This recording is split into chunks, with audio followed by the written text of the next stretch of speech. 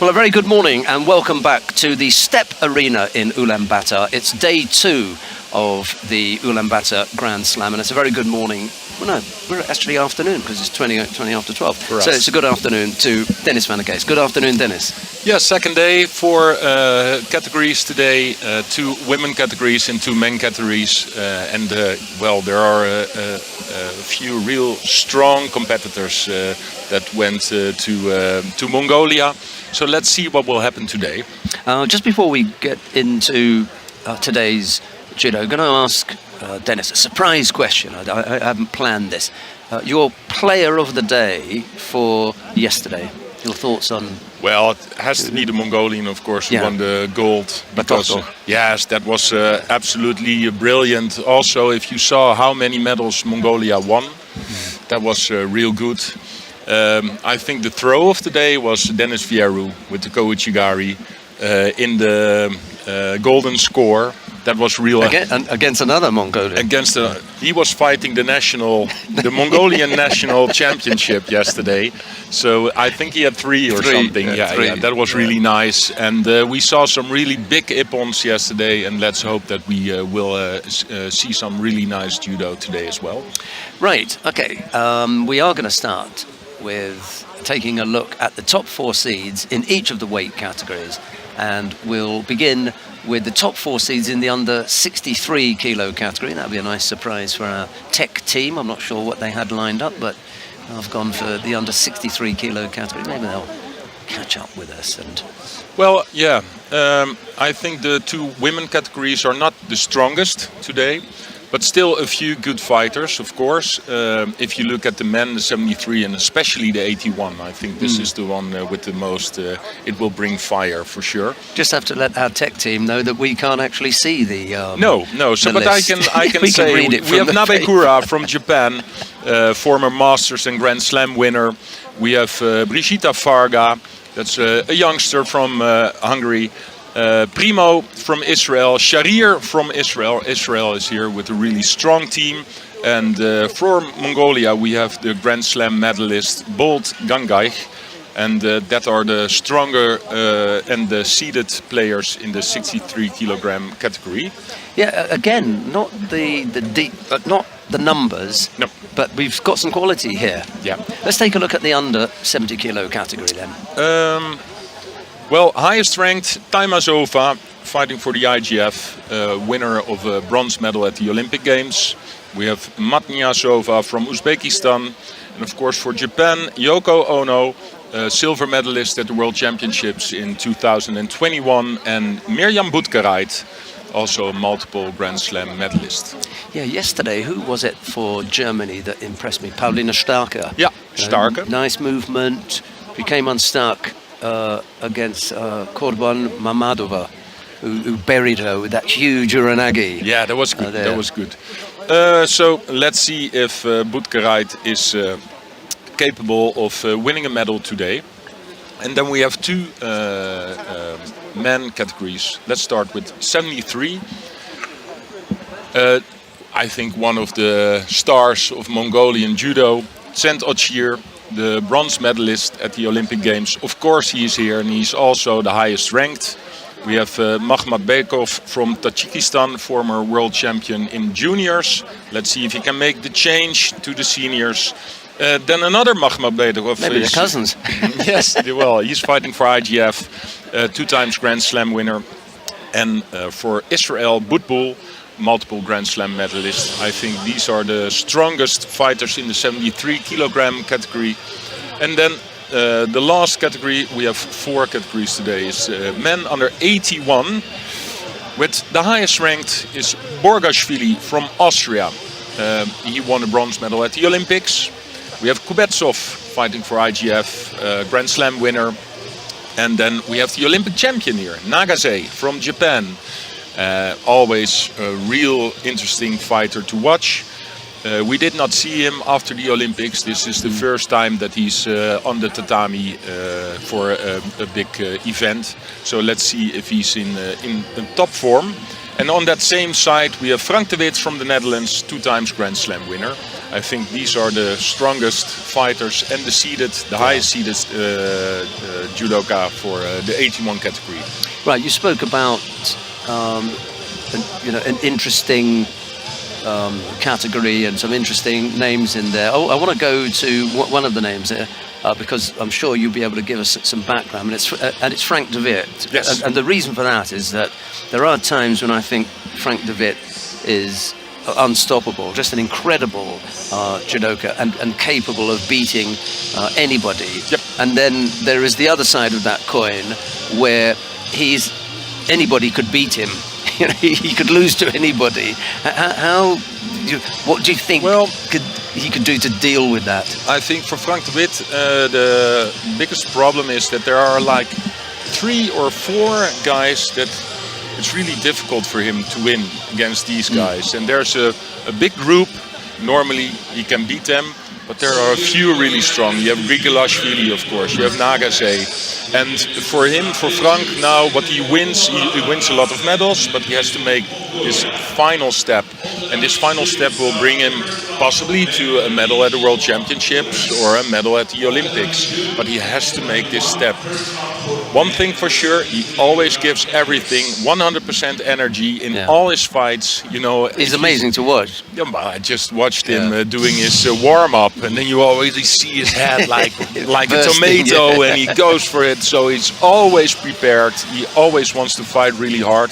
But I see him on the same side with Nagase.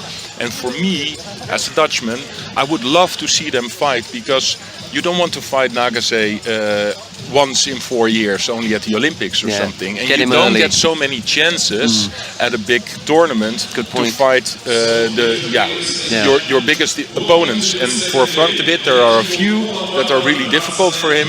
So this is a chance on a Grand Slam in Ulaanbaatar to face Nagase and to see where he stands. Yes, they are in the same half. Yeah, so they have to get into the semi-final, of course, because in this whole block there are a few other people who are also capable of getting into the semi-final. But I would love to see Nagase, the Olympic champion, and Frank de Wit fighting in that semi-final. Well, that's a distinct possibility. A couple of difficult Mongolians in that lower half of the draw as well, because we saw yesterday just how much depth they've got, not just in the men. We also saw that with the women yesterday, because they took the gold medal in the under 57 kilo category. Yes, and always also in the 48, in the 52. You see, of course, here they can bring up multiple fighters per category because it's in Mongolia. And then you see that they really have depth. So it's not only one good Mongolian, but they have like 2 or 3 that are capable of winning on a Grand Slam or winning a medal. All right, well, we are less than a minute away from getting underway with day 2 of action. As ever, you can choose whichever of the tatamis you want to watch. Dennis and I may jump in between 1, 2 or 3. We're going to start on mat number 3 in the under 81 kilo category. The opening contest there is Giacomo Gamba of Italy. He's going to be up against Lim Ju-yong of the Republic of Korea. It'll be Gamba in the white judogi, Lim in blue. Mat number 3.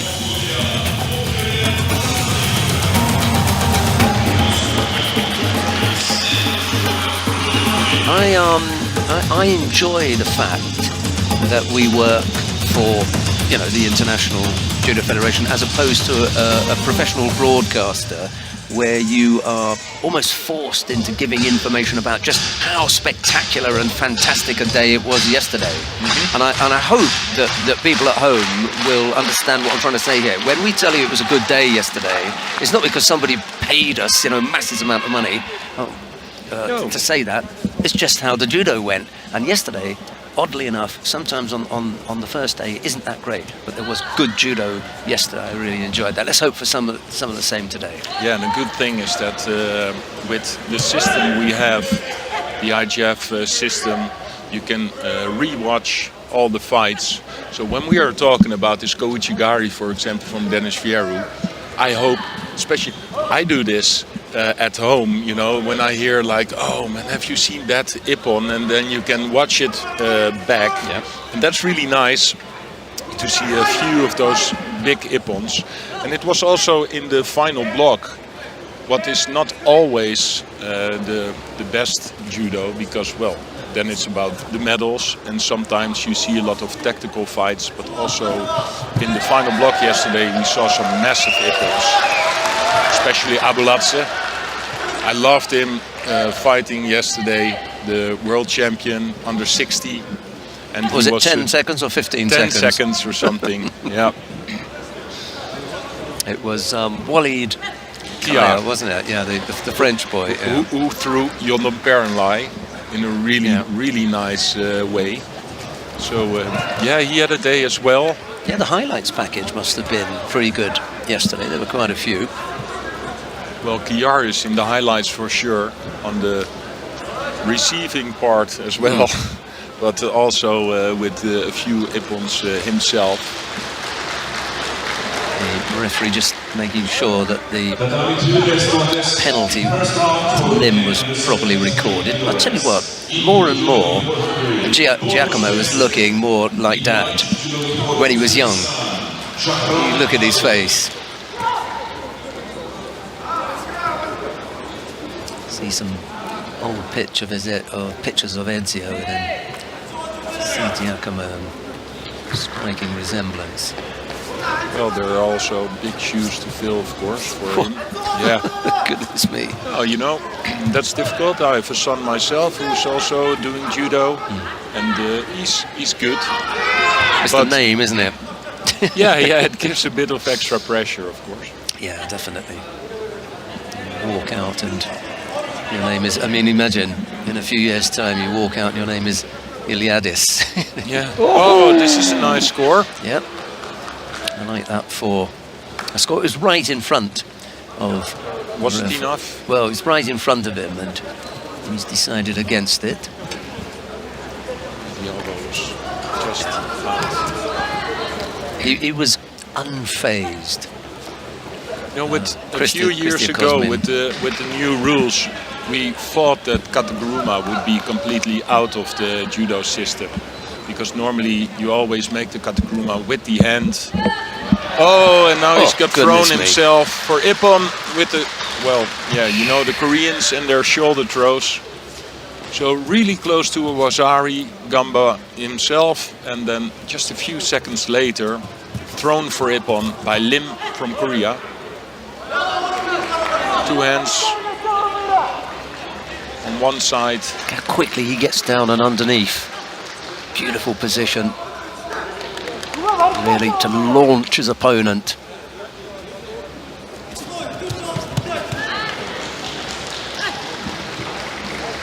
It's quality execution, isn't it? Yep. You see Gamba is still with his head and with his mind, he's in the kumikata. Forgets that it's still possible when you don't have your right kumikata, it's still possible to throw somebody. Nicolas Chillard of France goes up against Batulga Murantsek of Mongolia. Chillard in the white judogi, Batulga in blue. I'll just make sure that I got the Mongolian's name right, because it doesn't actually appear on our it's so long. I think it will be something like Murensetek. That's what I'm banking on. I'm gonna end up looking silly again.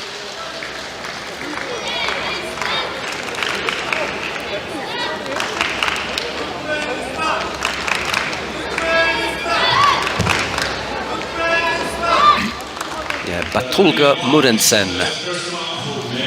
It wasn't that much longer.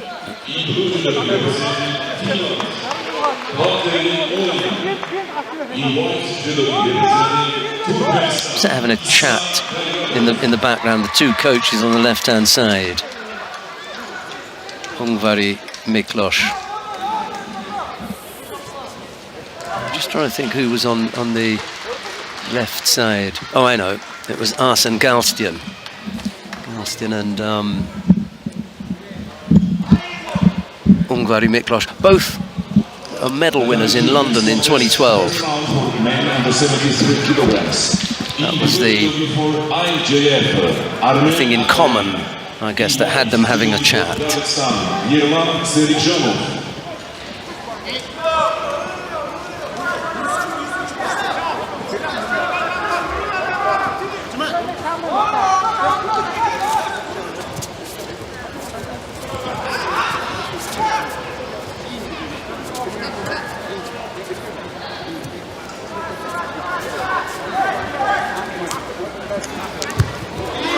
Nice shoulder throw. Szilard getting into his work rate here, just stepping it up, and Batulga draws a second penalty. Yeah, you see, Batulga wants one thing. He wants to get close to his opponent, overhand grip, wants the hand on the back of Szilard. But Szilard every time places his right hand really strong, and because Batulga comes towards him all the time, it's possible for Szilard to jump in with the shoulder throws.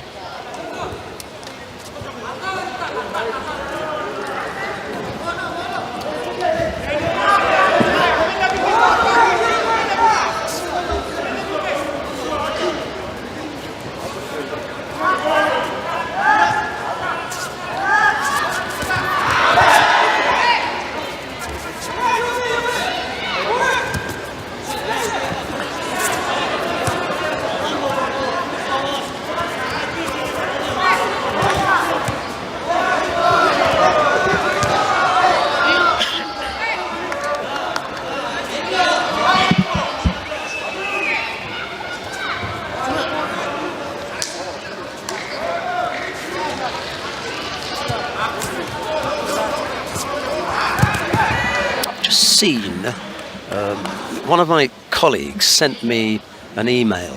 I'm really bad at opening up emails, but this email is of interest to people who are watching the live stream at home. So if you are, of course you're watching, but if you're paying attention to this broadcast, then I'm going to give you an opportunity to win flight tickets and accommodation and meals and VIP access to the World Championships. Oh, that's nice. Now that is... I'm not going to give that to you, Dennis. No. It's to the people at home, sorry. Okay. Hopefully you'll be with me working anyway. The one thing you won't get is the VIP access. You know, we just have to slum it. However, for people who are at home and listening, pay attention. And I'll give you that information because I know that there are going to be a lot of people out there who would be absolutely thrilled to get a chance to win free flights, accommodation, meals and VIP access to this year's World Championships in Tashkent. Stay tuned for that information. There's a competition involved. But we've got a super prize. 4 winners will be selected. Each winner gets 2 free flight tickets. That's a lot of people, isn't it? This is quite a prize. Right, second penalty. No, sorry, it's 2 penalties to Bertolga, but Szilard picked up that first penalty for stepping off the competition area. Yeah, well, he's defending, of course. The Wazaris on the board. And Bertolga is trying to get close for a final chance. Should have left that. 3 or 4 seconds. Szilard can pick up one more penalty.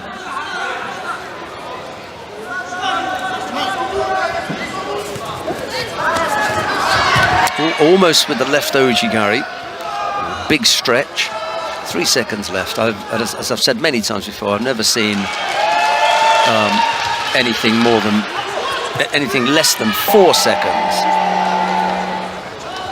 Bertolga just gives him a nod at the end as if to say, I'll get you next time. Yeah. Maybe not. Yeah, Szilard did the hard work in picking up the score. It was not the most attractive of endings, but sometimes, you know, that's the way things work out. And Szilard into the next round. So quickly, before we... who's it that we've got coming up next? Shall we? Where do you want to go?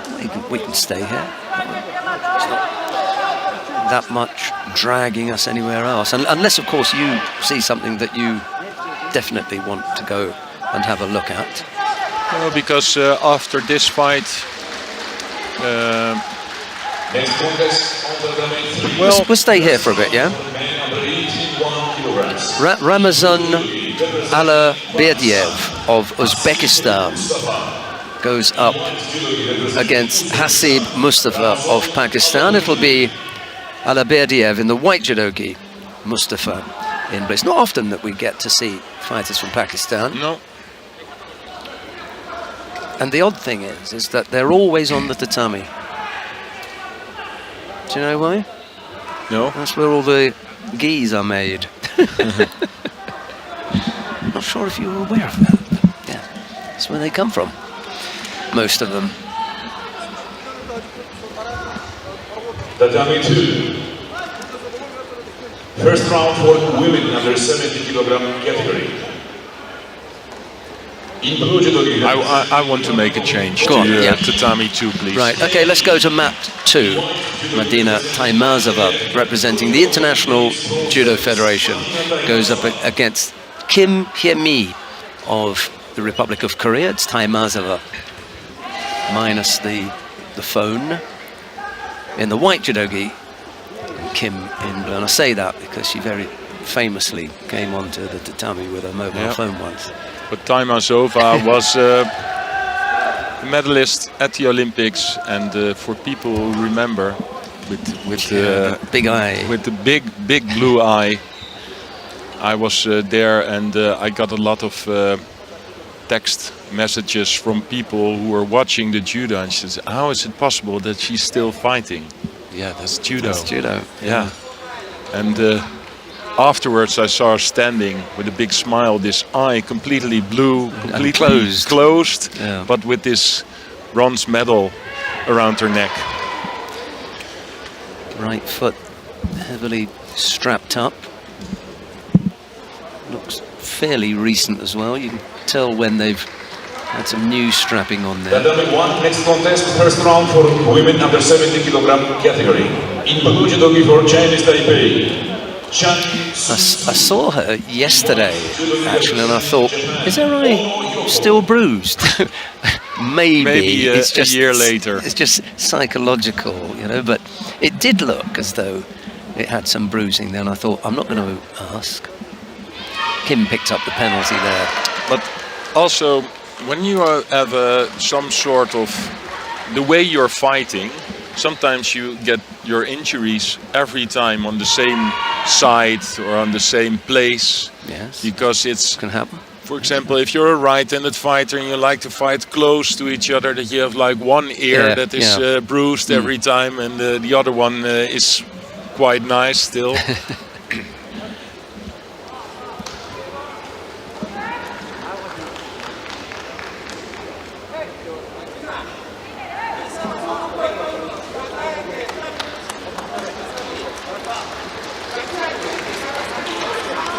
Tatami 3, next contest, first round for men under 81 kilograms.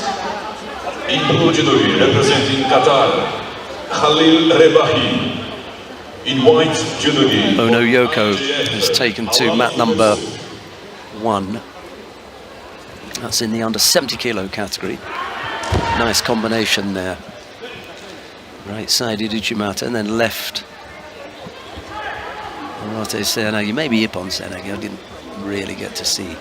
But this Korean girl, Kim, is giving Taimazova a hard time.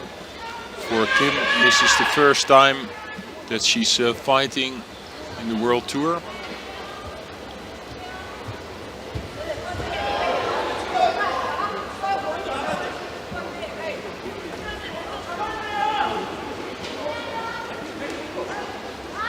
Coming up on mat number 3 in a couple of fights' time, Sagimuki of Israel. You want to follow him.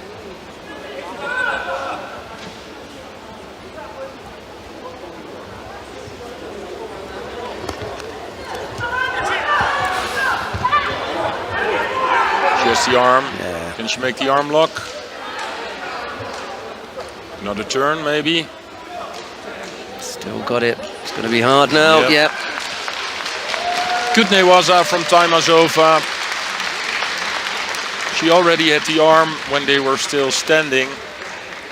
Then you also always have to control this. And that's what she did in the newaza with 2 turns. Holding on to the arm. Nice arm lock. Yeah, and there's still the suspicion that she does have a bruised eye. Yeah. Could very well be. Anyway, Maybe. we're going to see A new one. Taimazova in the next round. What have we got coming up next then, Dennis? Maya Gershon of Israel. It's up against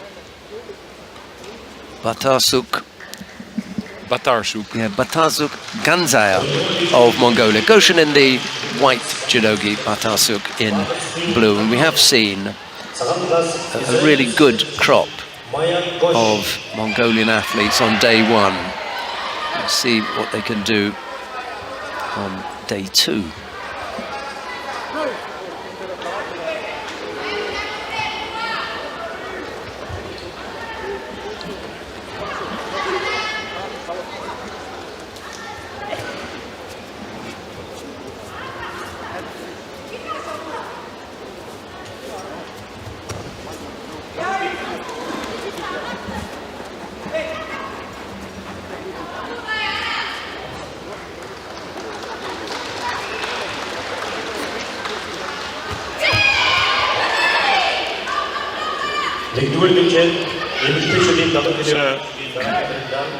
Yeah, it was away from us, so it was difficult for us to see the landing. Yeah, but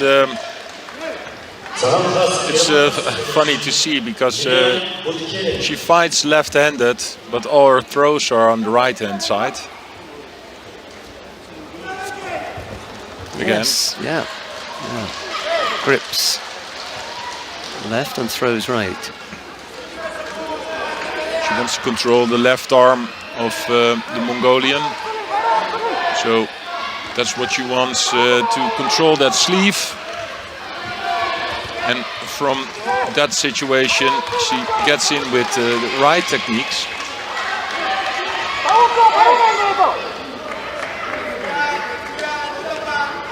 Tatami 3, next contest, first round for men under 81 kilograms. In blue judogi for Turkmenistan, Tayanch Omirov.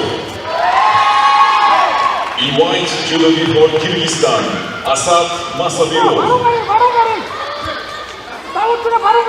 Batarsuk is really having a trouble because this is her most important arm, the left arm, but there's not one moment that she can break the grip of Goshen. You can see that this is really their tactical plan because it's the only thing where she fights for in the Kumikata.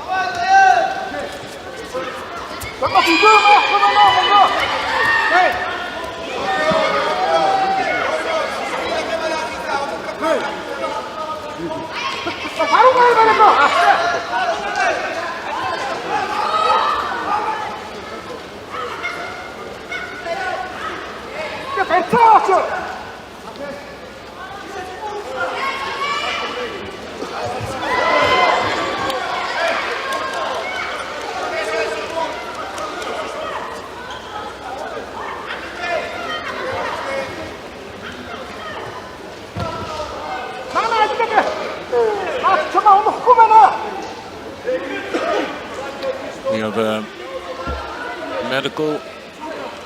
short medical treatment for Goshen.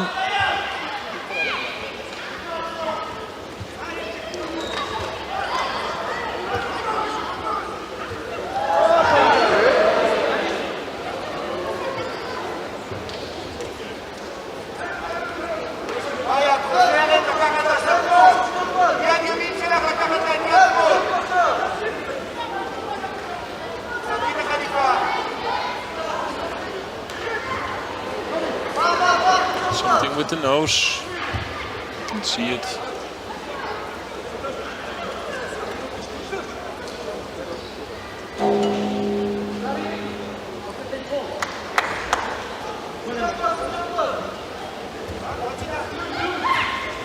I think they're putting a bit of, you said cotton or something in it? Yeah. The nose? In the nostril. But yeah, people are used to that now with all the COVID tests.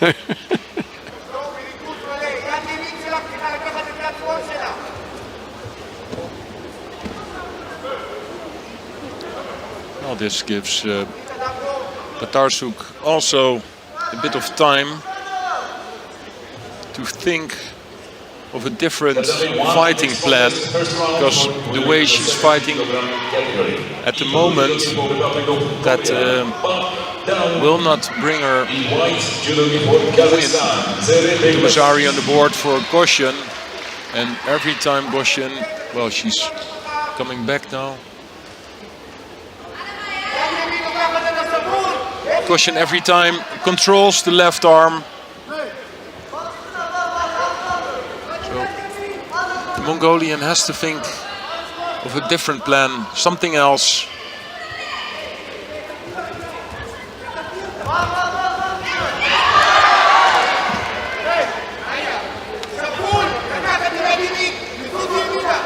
That was a chance for Batarsuk.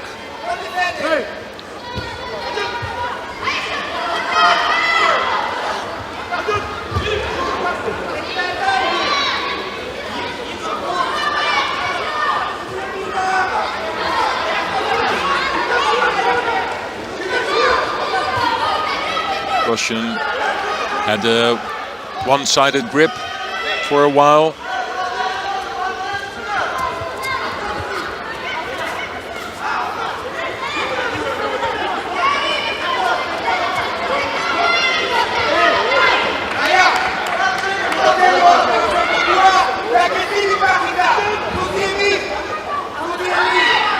And the referee spotted it. Yeah. Well picked up, Dennis.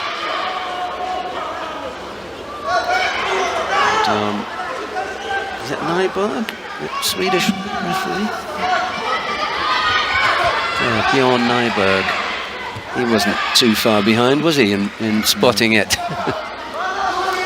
Maybe just letting it go for a second or two to see if she came up with an attack, and then when she didn't, called the mate. I think this is good. This is also changed. Yes. That you get some more time, because you can make really good techniques, of course. You know, with a one-sided grip. Sometimes you just need a few seconds to get that momentum. Won't matter now. 2 seconds left to go. Goshen has to go off. She will win this fight. So let's make a switch to tatami 3, please, where Masabirov from Kyrgyzstan just won his fight, and we will just see in time, Sagi Muki now from Israel, one of the absolutely top fighters in this category, for his first fight against Zuma Natsar from Kazakhstan. Yeah, Abilaykan Zubanazar, Kazakh fighter. I can honestly say, Dennis, I haven't seen him before. Zubanazar. No.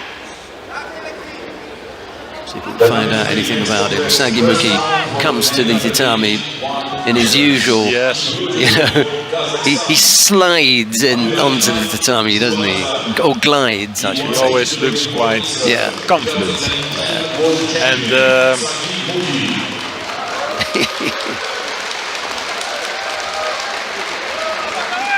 of course, real stylish judoka. But he doesn't like it when people give him a hard time. Oh, real great start. Wasari on the board already. They might just want to have a look at how Subanazar got out of this. Because for me... And again... He bridged there. And you see the replay.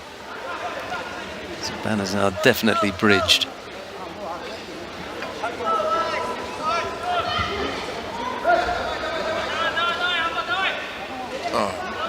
Yeah.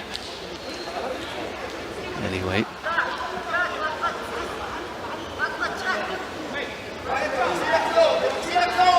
So, in 40 seconds, two big attempts by Muki. Here comes the third. He was shaping for it, wasn't he? He's not hanging around. Well, that's got caught there. Really close to score as well. Yeah, with the Ashiwaza. There's one thing when I see Muki fighting. If his opponent gives him a hard time, just really strong with the grips and putting a lot of pressure on him, that's definitely something Muki doesn't like. That's why he always has a hard time against Frank de Wit. That's a fighter he really doesn't like, for sure. Picked up a second penalty there. No, they... Yeah, they've had to wave that off. And the reason for that is that he hadn't taken a grip. Well, it's to break it off. Anyway.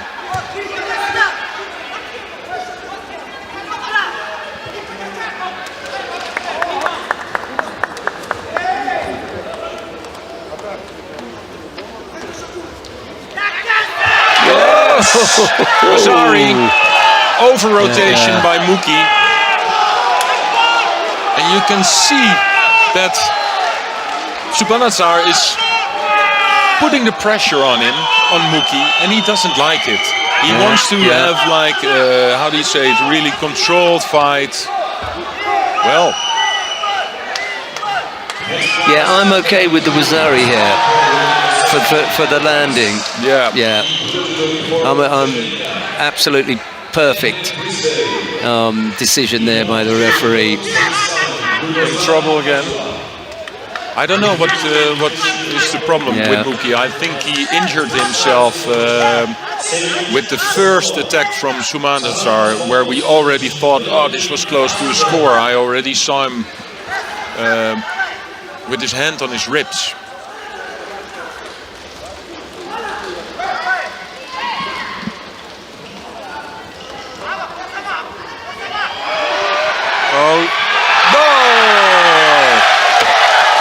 Like Abulatse yesterday.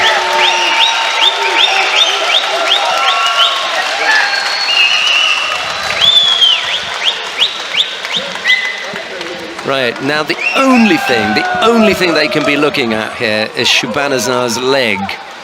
Was it wrapped around? I think he hooked in from, or he hooked from the outside. That's the only thing they can be looking at. There's no question about the landing. This is an ippon from the landing. This is ippon. Has to be.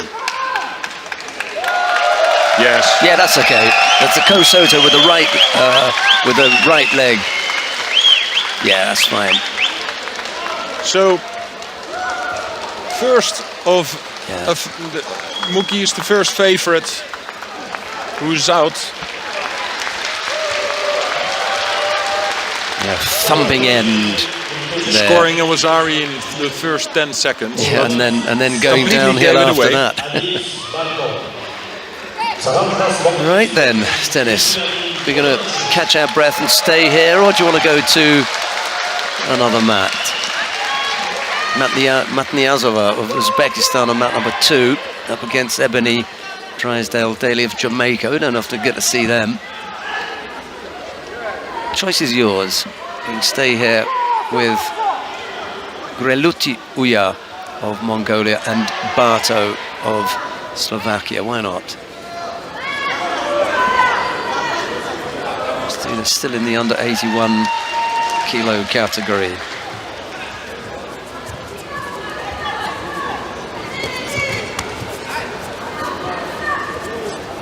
Right.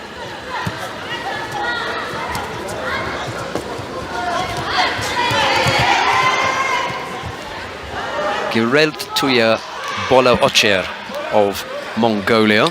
Yeah, the highest ranked Mongolian in this category in the 81s. Up against Alex Barto of Slovakia.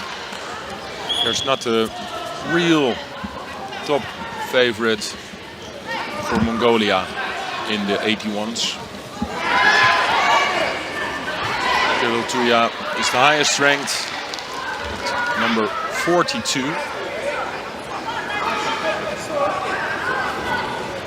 Best result was a bronze medal at the Paris Grand Slam in 2021. Right, so I mentioned to you about, those of you watching, I mentioned to you about this competition that the International Judo Federation is running now. It's called Throw to Tashkent. There you go. It's up on the screen. Throw to Tashkent. And if you'd like to get involved, anyone can upload their throw to tashkent.ijf.org. All the detailed rules about the video are there and how to enter. Winners will be selected by a public vote. The entries close on the 10th of July, so there's plenty of time to get your entries in. 4 winners will be selected, and each winner gets 2 free flight tickets, accommodation and meals, and VIP access to the World Championships in Tashkent. I cannot remember a prize like that ever having been offered before. It's an amazing offer. Okay, we'll come back to it. We're back with the action now. I think I'm into myself.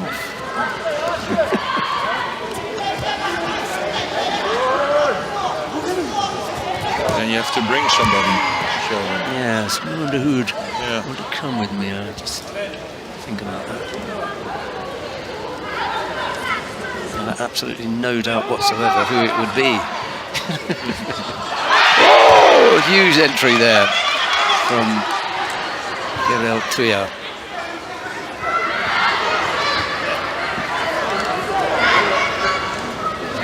A very close friend who lives in Northampton would jump at the chance of that ticket.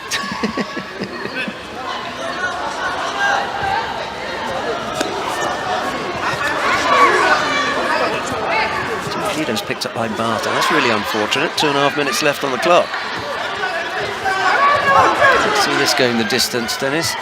Yeah, and you can see that it's the Mongolian who has the stronger grips. This was a good effort, though. Maki Komi, left-sided.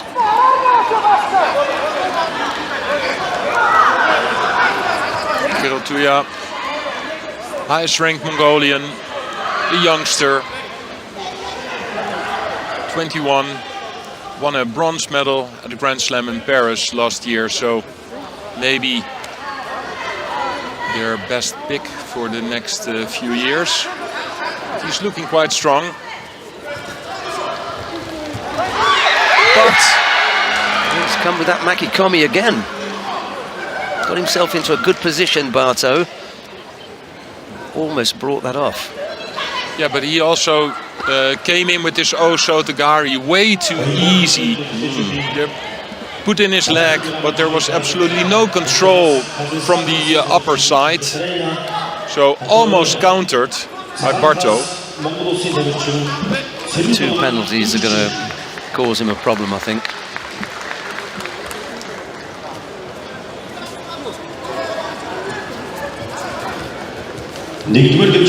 Trying to stay penalty free for that length of time. It's not going to be easy.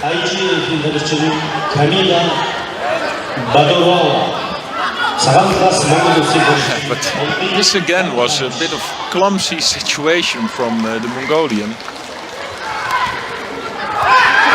This is a good score. Ippon scored. So it is Kirill Tuya, after a few moments where he brought himself into trouble. Now ducks underneath with this Kataguruma.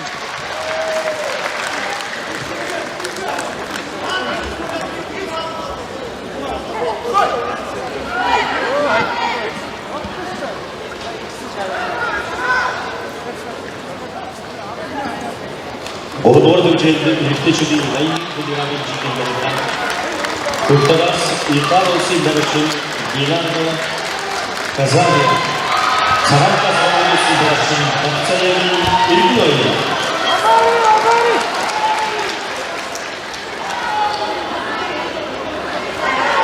Vatsaya from Mongolia, Kazaklia from Italy.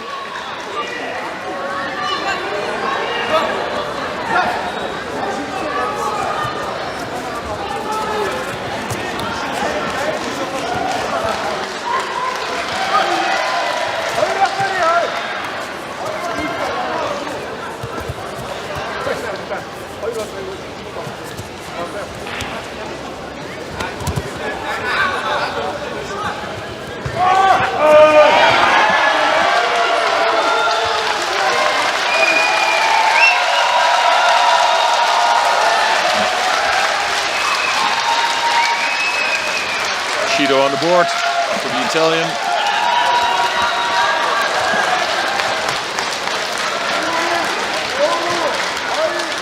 Bold and Kaich down on mat number 1 leads by Rosari, and then on mat number 2 Serendulam wins. Serendulam, yeah. So busy time for the Mongolian spectators.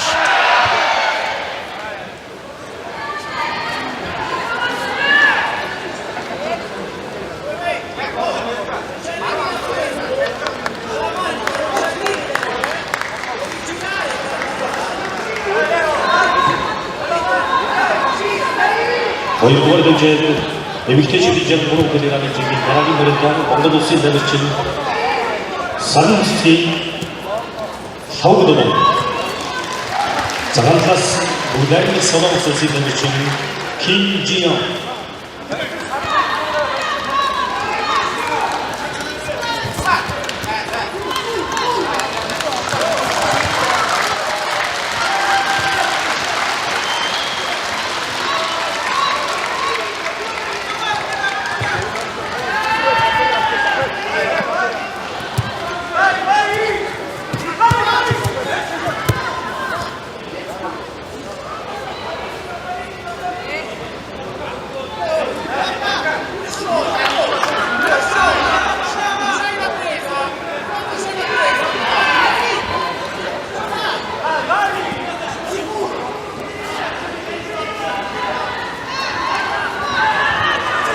Fight for the grips.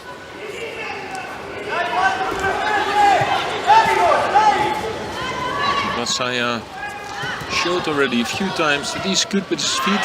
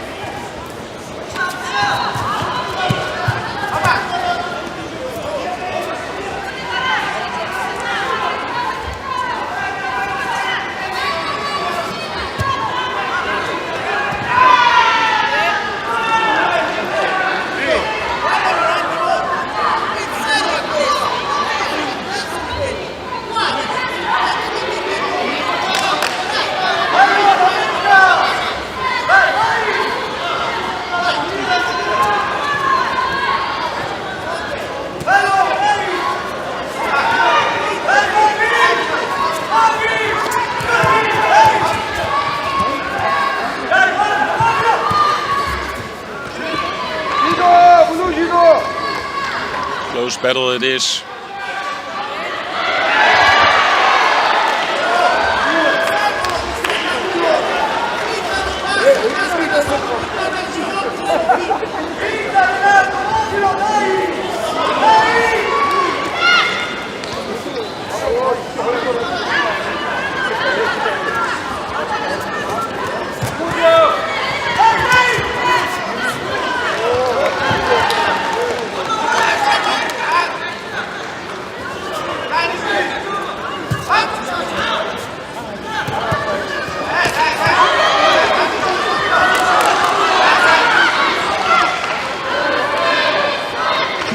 Casaglia for me, who tries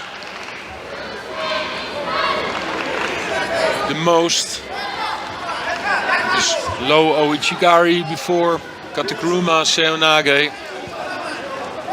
Next contest, first round for women number 6. Not enough to break the balance though, so he picks up a second penalty, and okay, it was not a good attempt, but at least he is trying, and I'm waiting for the Mongolian to make a move. That's been a while. It's golden score.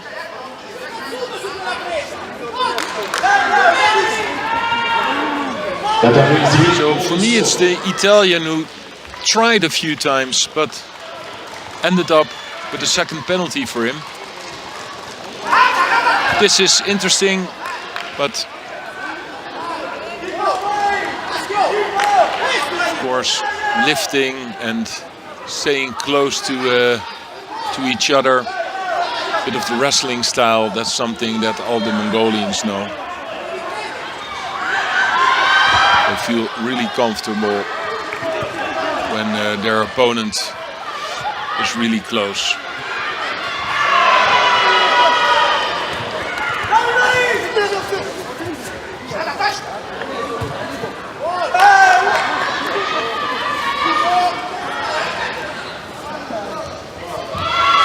Again, this was the Italian who made an effort.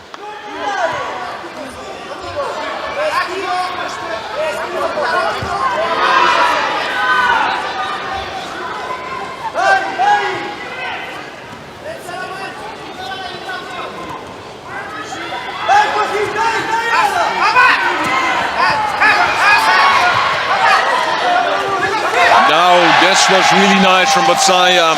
Real good combination of 3 or 4 techniques, and in the end, right Taitoshi.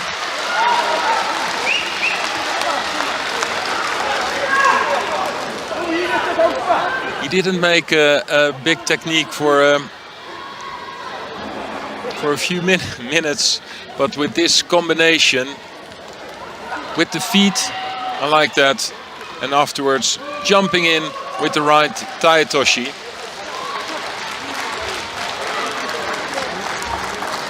Beautiful score.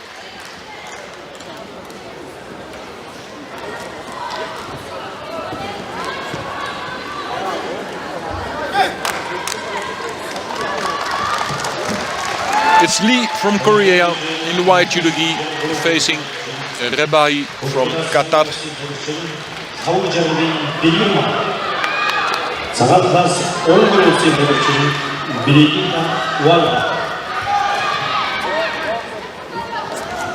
Tatami 3 next contest, first round for men under 81 kilograms. In blue court, Qatar, Mohamed Rebahi. In white court, Republic of Korea, Lee Jun-hwan.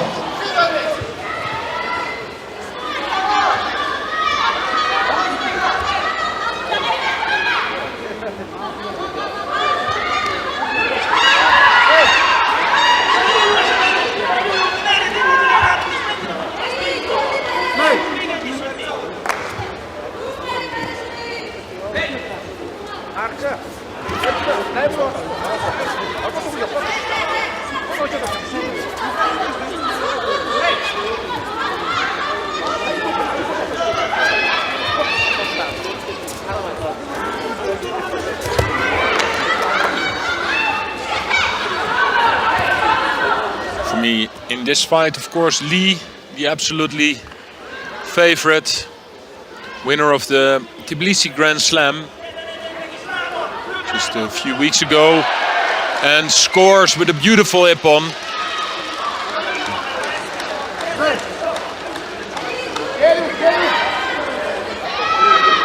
Nice lifting with his right leg, pulling the knee up. And then with a big push with his hands downwards,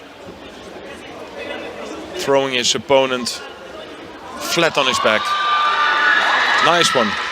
So Lee, the winner of the Tbilisi Grand Slam, continues winning.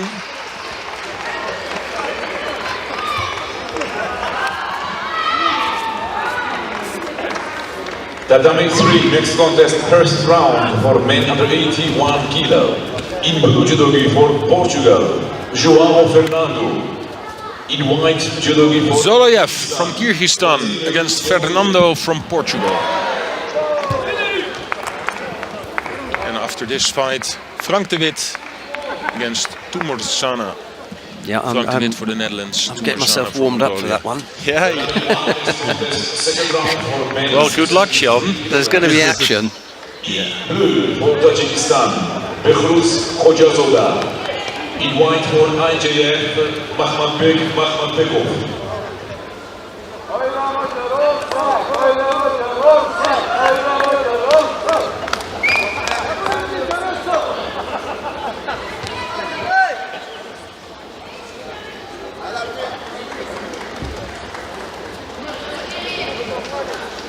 Tatami 2. First round for the women under 63 kilograms. In blue for Kazakhstan, Samalay Yergalieva. In white for Israel, Keren Primo.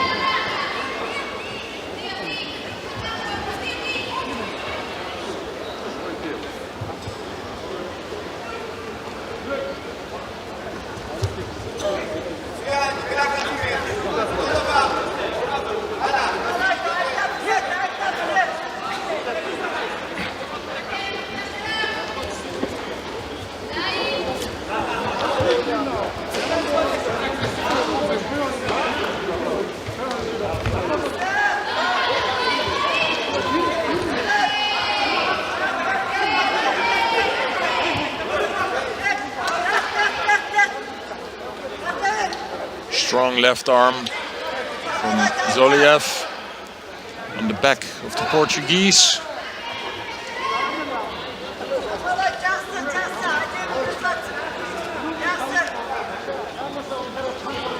It's left-handed to right-handed, so every time when Zoloyev puts his hand on the back of Fernando, that gives Fernando also the chance to jump in with the shoulder throw, Taitoshi.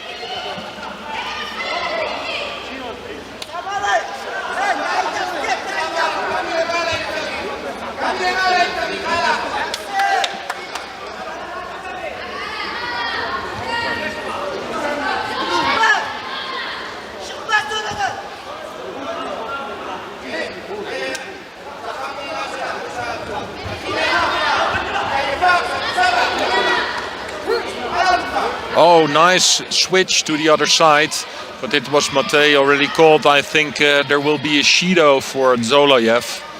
It's Fernando who is the one who puts the most effort in this fight.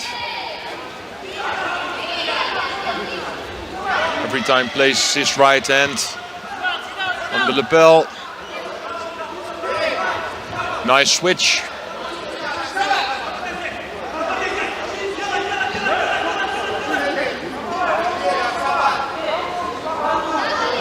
Zoloyev just needs too much time to get the grip that he wants.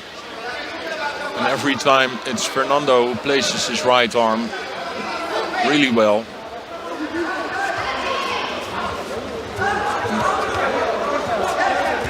Now he has the grip on the back, but again Fernando keeps the gap.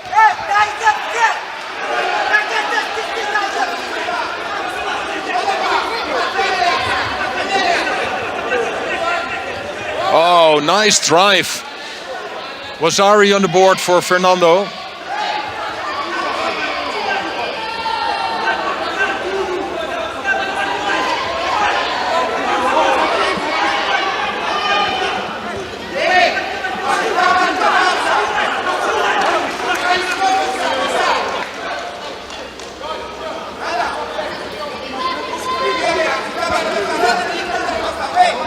Zoloyev is just fighting too slow. He needs so much time. Now he knows that he has to do something.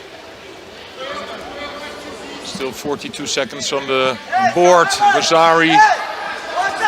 Fernando can pick up 2 penalties. So Zoloyev, the only way to battle himself back into the game is making a score. Next contest, second round for Fernando is just helping Zoloyev out here by giving him that little bit of a break. Zoloyev looks absolutely spent. Yeah, but now he has the grip he wants, but where's the attack? You have to do something now. That's to Uchimata, yeah. Well, he's waiting for this for 3.5 minutes. I think this was his first attack. The Portuguese coach is signalling Wazari, but we know why he's signalling Wazari, because it would mean his fighter was still in it, but he got properly clattered here. This was the first big attack from Zoloyev. Finishes with a really nice Uchimata. Largely on the back.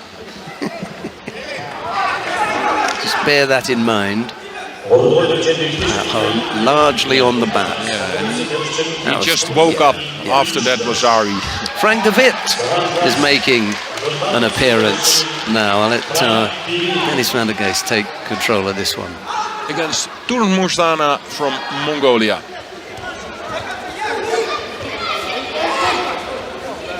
Okay.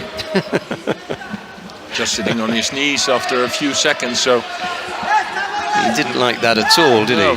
I think they will give him a penalty for it. But no, he gets away with it.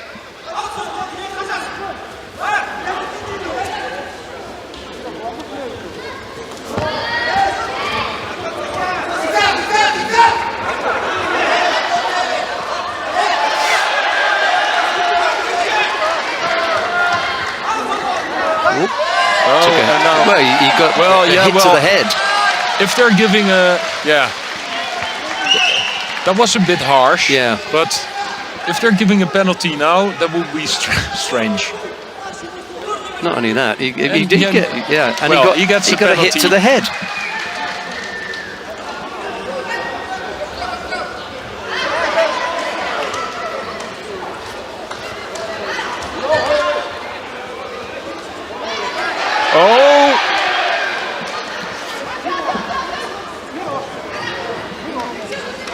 For Frank de Witt, he likes to fight close to his opponents. He likes to have the overhand grip, but that's also something the Mongolian fighters love. It's the wrestling style. So that's also a bit of danger.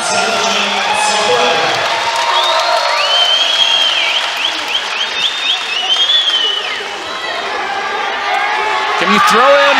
Yeah. It's okay from this side. It's on the other side from the referee, but looked okay from here. No score though. Tumarsana puts a lot of energy in the first 1.5 minutes. I don't know if he can hold this for all the minutes. Strong grip from Frank de Witt, and here's a nice ippon. It is Tane Otoshi. So it's over for Tumarsana. It's Frank de Witt who wins his first fight.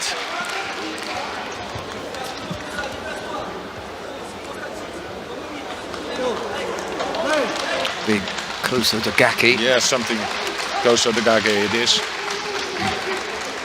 Nice finish.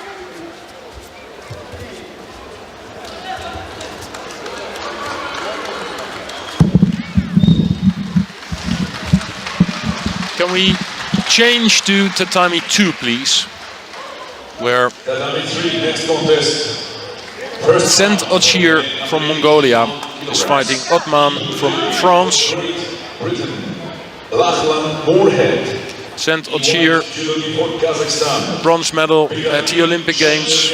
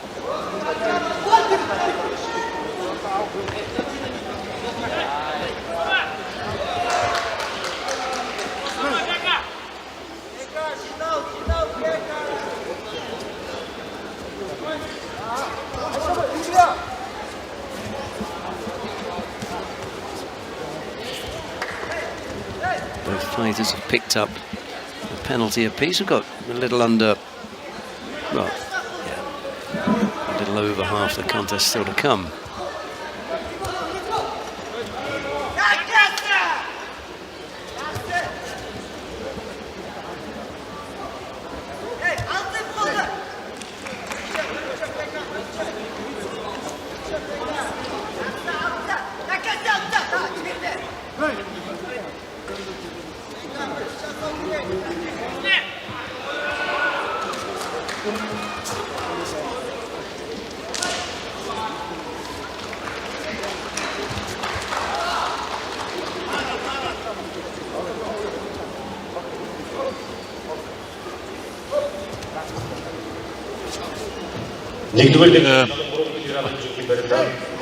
Strange, unorthodox way of gripping from Saint-Ogier.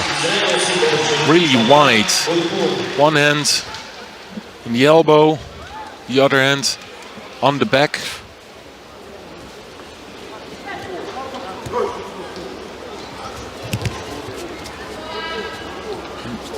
Well, he's not really like controlling the sleeve or something. He just like he wants to have a big steering wheel.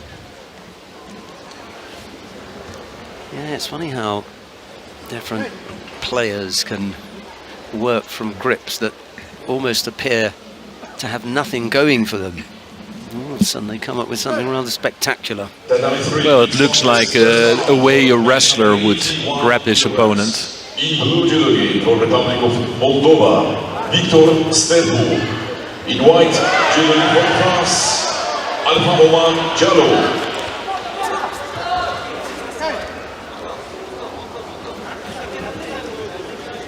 Crowd are quite hushed actually, in expectation of something special from their hero, Saint-Ogier. Just waiting for something to happen.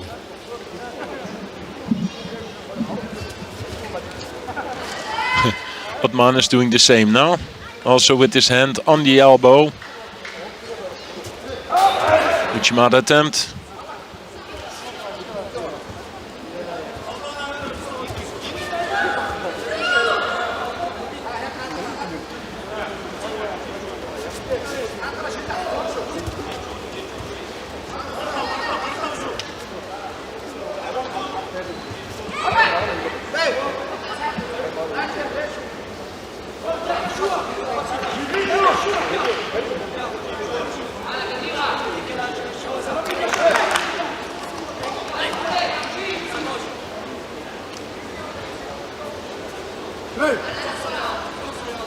Saint-Ogier already won 4 Grand Slams.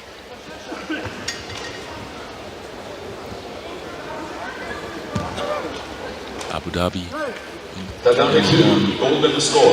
Tbilisi, Tashkent. He had a good year.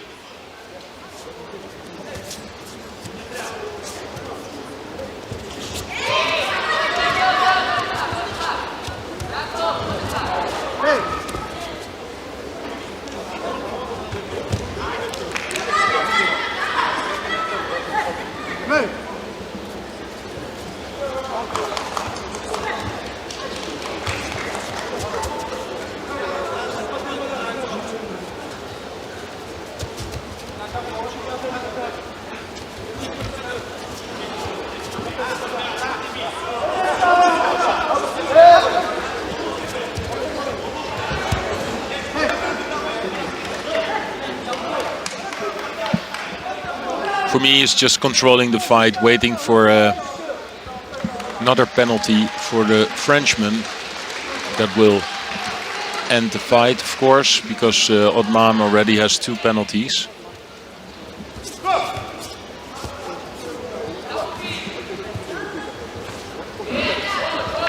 Because every time when he has the grip he wants, you're waiting for a score, but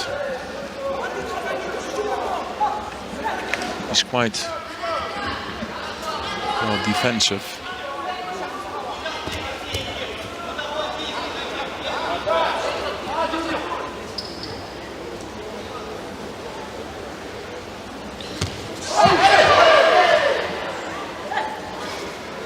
make something out of this Newaza. Working on the arm, no. Yes, I think once the first effort had ended, the referee wasn't going to allow him to begin a second. If no. it was the same thing, then yes, but it had already come off the competition area. Hartmann may be on the brink of picking up a third penalty here, actually. No? Yeah, Central Cheer he's fighting really cautious. Like, I think he feels that Otman is not giving him trouble with his throws, with his attempts.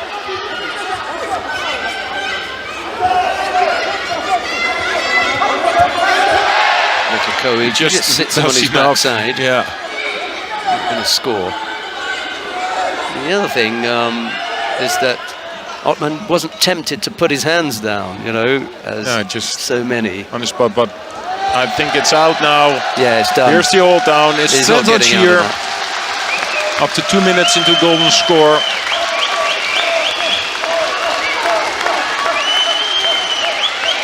Without taking any risk in this whole fight. Luca hasn't moved. In the end. No, he's done. He was done already. Yeah. That was like, what was that? It was like sort of an unnatural movement. It just flexed. All right, once he was in the offside kami, that was it. Yeah, but sometimes, you know, okay, now it's shorter. It used to be 25 or 30 seconds. Yeah, 30 but then if you were holding somebody down, in the first 10 or 15 seconds you feel that somebody tries to get out, and then after a while when you feel like, okay, it's not going to happen anymore, you just relax like, okay, it's over. Yeah. And then you still had to wait for 10 or 15 seconds. And still holding somebody because, well, they can surprise you, of course. But now the time for a score is quite short.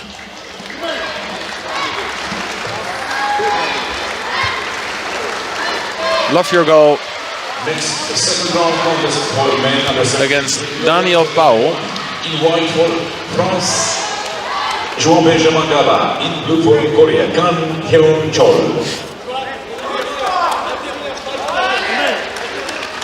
One of the 4 Mongolians in this category. And, love your goal. Won a bronze medal at the Grand Prix in Portugal this year. In blue judogi, representing Turkmenistan. Of course, with the Central Cheer, Mongolia has an absolutely top star in this 73 kilo category. It's good to see that they bring up 4 decent fighters here in their own country. Enough sparring partners for Central Cheer here in Mongolia.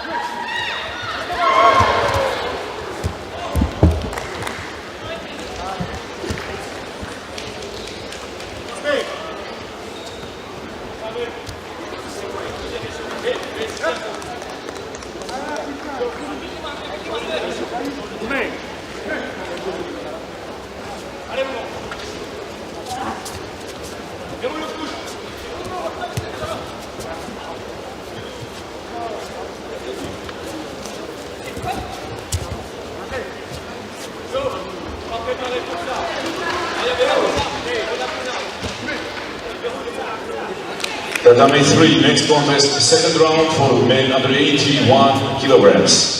In blue judogi for Republic of Korea. Let's make a change to Tatami 3, please.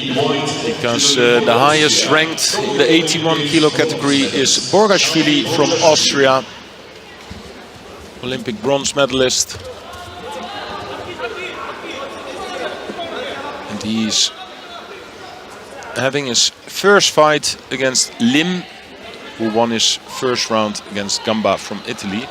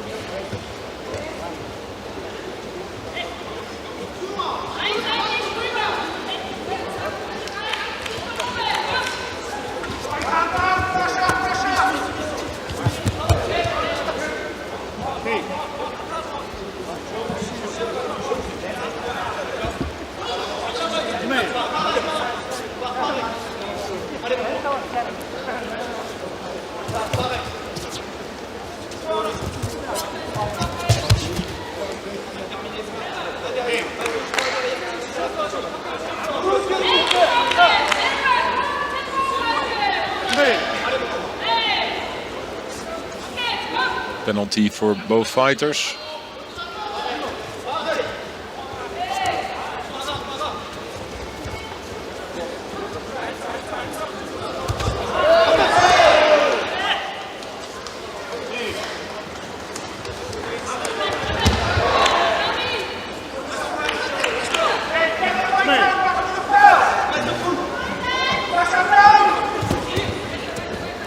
Can he roll him over? Good defense from Lim.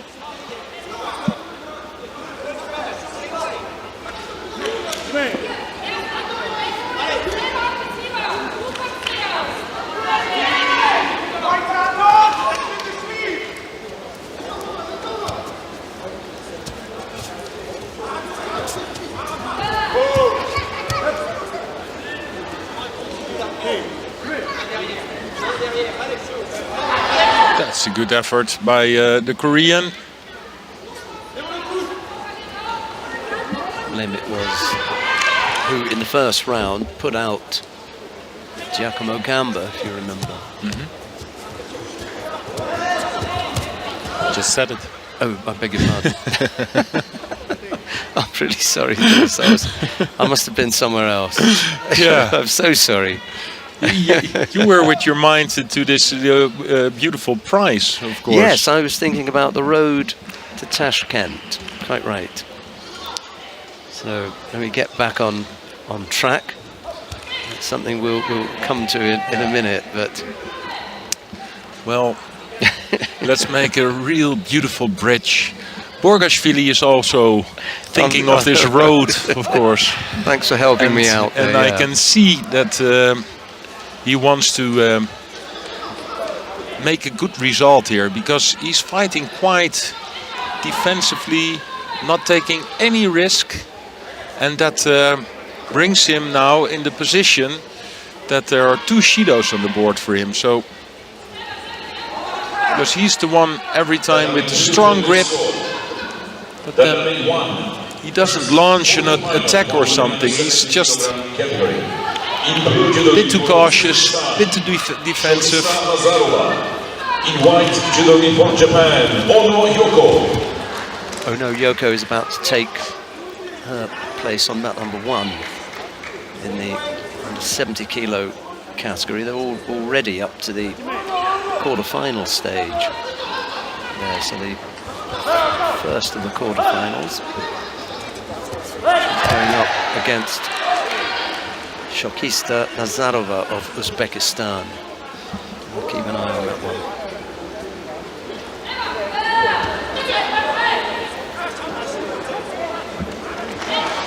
If Borgashvili wants to win this fight, he has to put a bit more energy in it.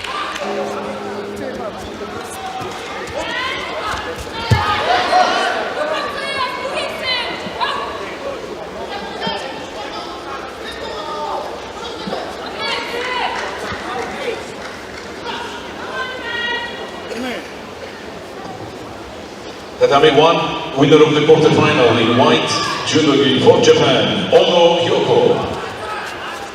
The world medalist, Ono Yoko, goes to the semi-final. Yeah, I don't know why he's complaining, because it was a good attempt from Lim.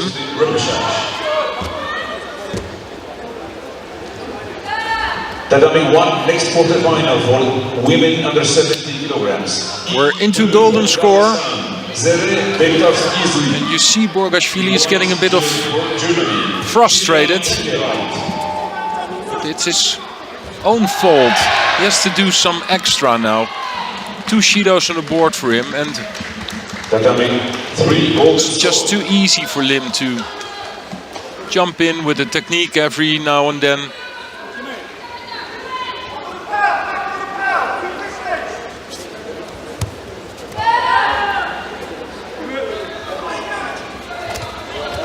Yeah, he sees that he's in trouble now, because this was again an attempt by the Korean.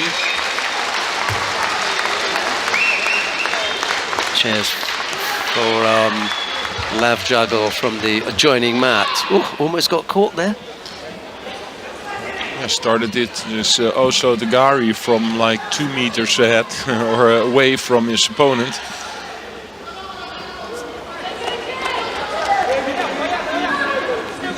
Because he knew that he had to make an attack.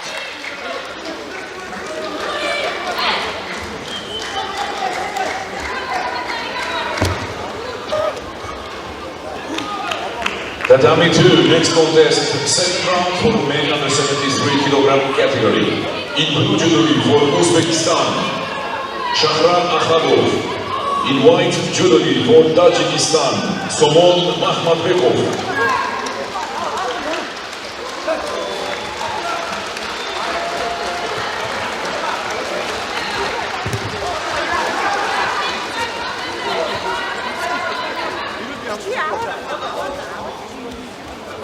This is a really strange situation. Yeah, he wanted to lift him up, could not get the lift, made the Ouichigari, but he was completely off balanced, and it was just Lim who had to put his weight to the front. Did not do anything, but strange situation. And a lot of risk Borgashvili took there.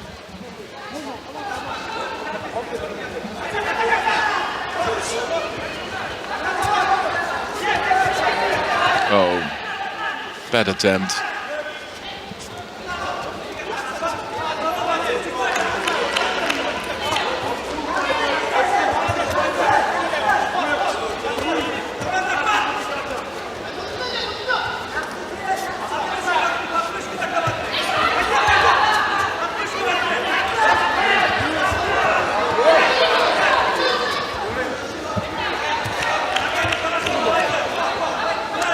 Well, the best of these 2 fighters is gone. You can see that they're tired after 2 minutes into the golden score, but this is a real nice Newaza move from Borgashvili. Straight into the hold down. Can Lim get out? No. It's over. Just holding him. That's it now. Wazari on the board, so it's already over because we're into golden score.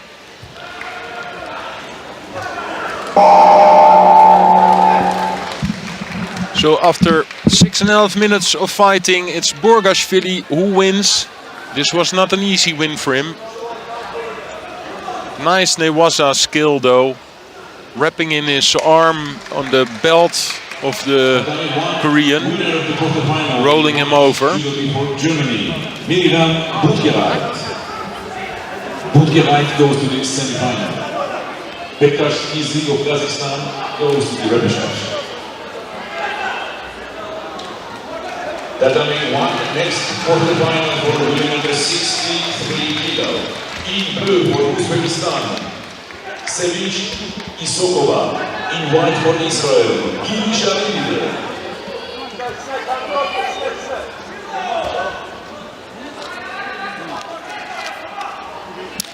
Right, coming up next on mat number 3, Nicolas Chillard,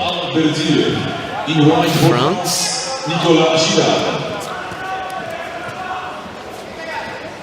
This is round 2 in the under 81 kilo category.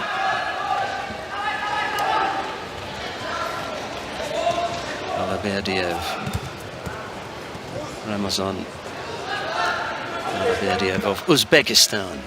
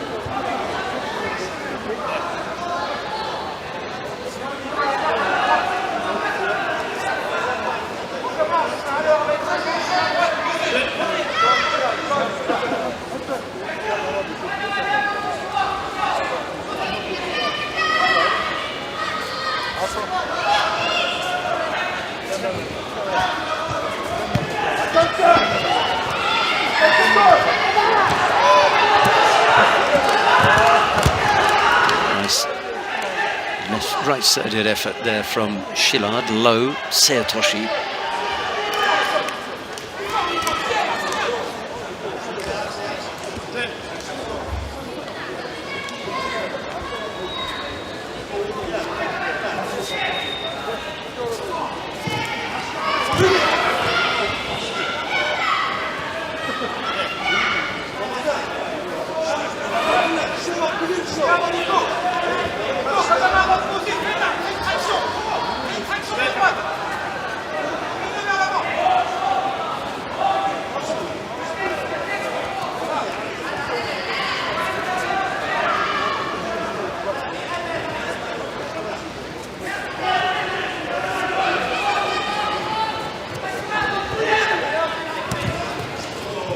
Sleeves, not quite working out there for Shillard, but he's got a chance to work on the ground now. This turnover.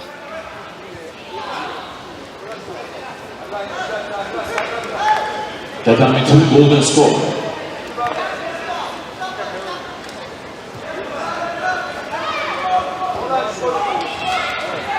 Get the leg hooked in, that's his problem. It's a little bit better now if you can just go for the right leg and roll.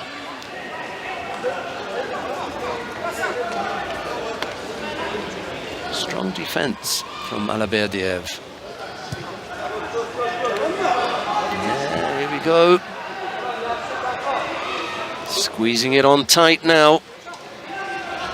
Just wants to pull him again. Couldn't. Good defense there. Really kept Shillard out.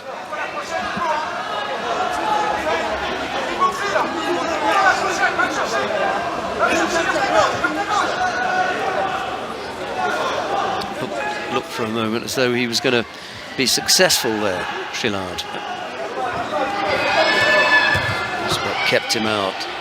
Right-sided Seoinage this time from Shillard again. Alaberdiev managing to block that.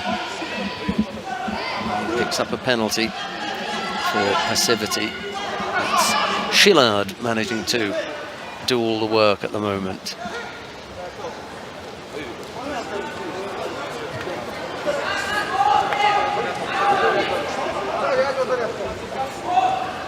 Tatami 1 winner of the quarterfinal in white, judogi for Israel, Kili Sharif.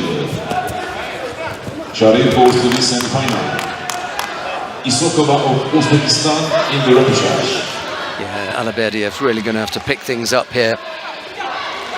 He's had the passivity warning. Next quarterfinal. He hasn't been able to come up with an attack yet. Can't allow Shillard to come up with another one now.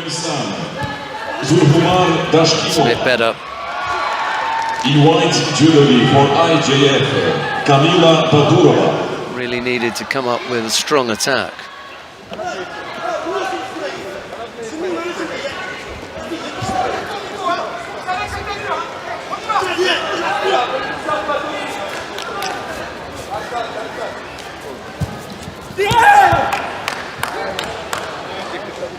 Oh, 11 seconds from the end.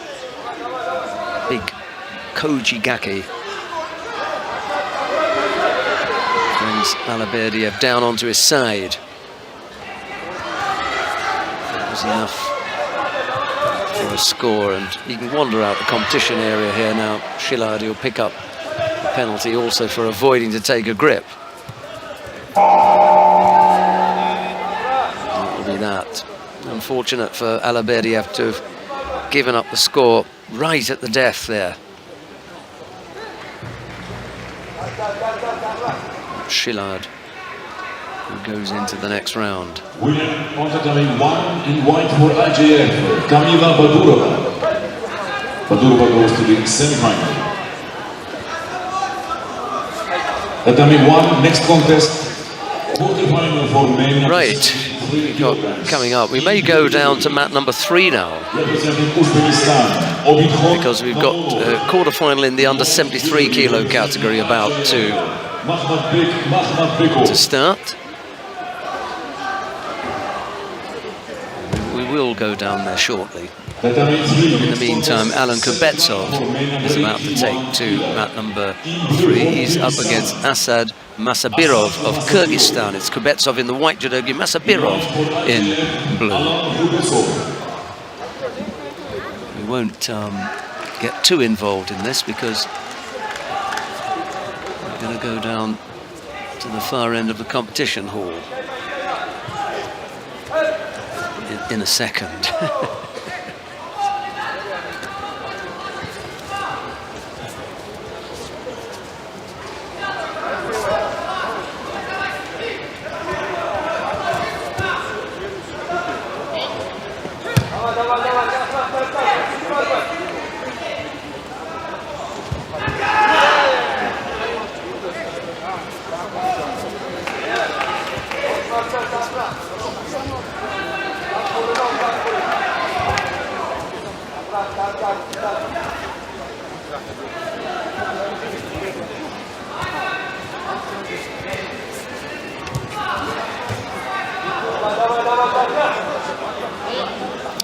Right, okay, so let's go down to mat number 1. We can pick up the action in the first of the quarterfinals in the under 73 kilo category. Just got to make sure that we get the right one here. Yeah, here it is. Right, Makhmadbekov, representing the International Judo Federation. He's up on mat number 1.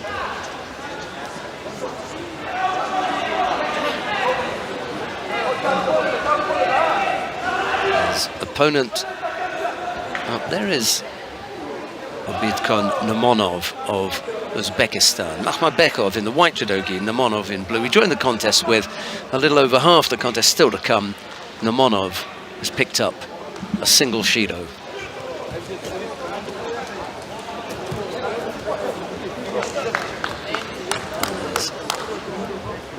Score.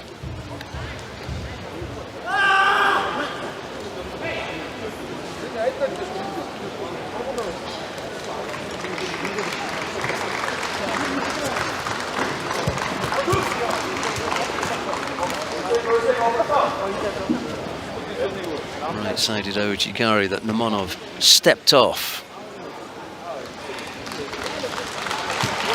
He lost contact with the hands there, Makhmadbekov. The next contest, second round for men under 73 kilogram category.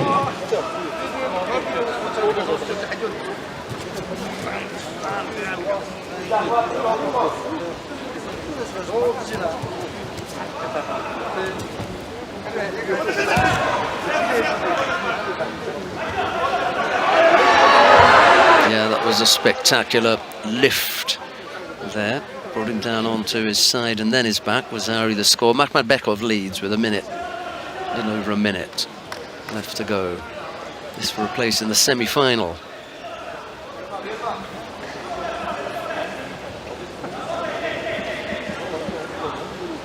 Trying to secure the turnover, but not in the best position, I'm afraid.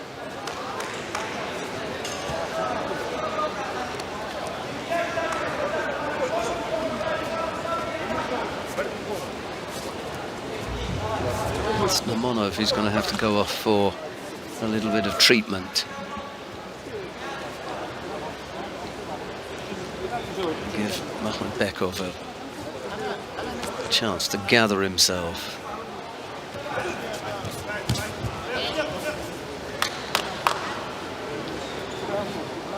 .2 here in Ulaanbaatar. Going for an hour and a half. We've got quarterfinals on mat number 1. We're not that far off from having or reaching that stage on mats 2 and 3. Still got some round 2 contests in the under 73. Well, one more in the under 73 kilo category, and we've still got some work to do on the in the under 81 kilo category down on mat number 3. That's a bigger group of athletes. That may take a while, I think.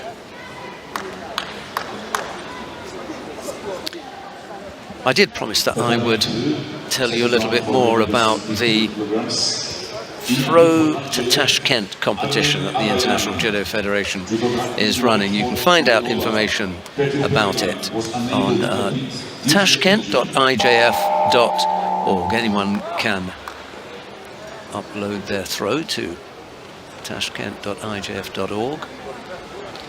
All the detailed rules about the video are there. The winners will be selected by a public vote, and entries close on the 10th of July.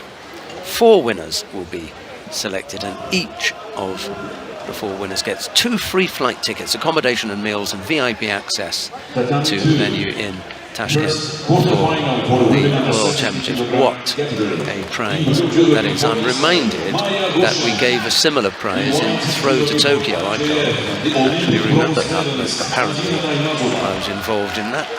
Memory is not that good. Anyway, Makhmatbekov picks up the penalty for a false attack. He's coming under some sustained pressure now from Namonov, as we have just a little over half a minute left to go. And that didn't look that clever either. And Namonov asking for the penalty to be given, but Roland Poiga wasn't interested. 18 seconds left. He could pick up a second. I can't see him getting a third in that short space of time. Here comes a second, and he does get one for a false attack. Got to be careful now then. He's dicing with death here, Makhmatbekov. Well, you either want to or not. You've got to be up on your feet. There comes Namonov.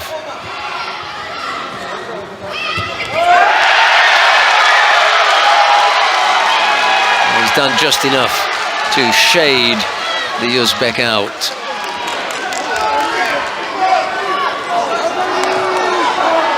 Right, there's a quarter-final on mat number 2. Well, no, I think we'll just stick here. They're quarter-finals on mat number 3 anyway. There's just a bit of noise down on mat number 3. There's a Mongolian there who... Girel Tuya and Zhubanazar. Was it not Zhubanazar who put out Sagimuki? He did, didn't he? Yes, he was the one who beat Sagimuki.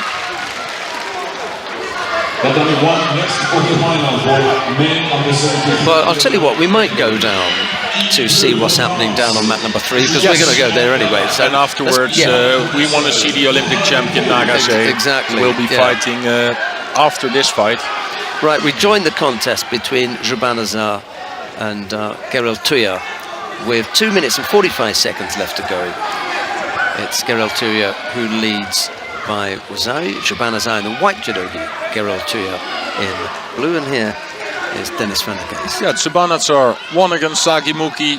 Sagimuki scored Wazari after a few seconds, but afterwards, every time when people put a lot of pressure on Muki, and you can see that he doesn't like that. And it's been a while that we saw Sagimuki in the form that made him the world champion a few years ago.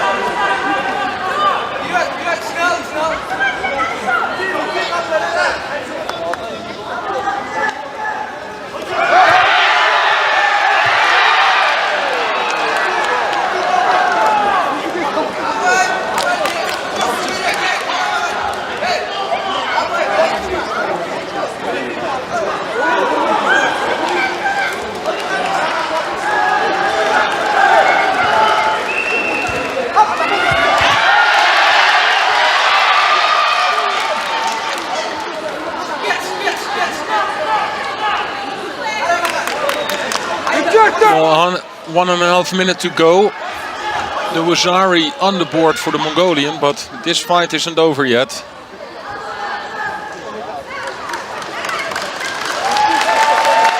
Now Zubanazzar has to go to the side.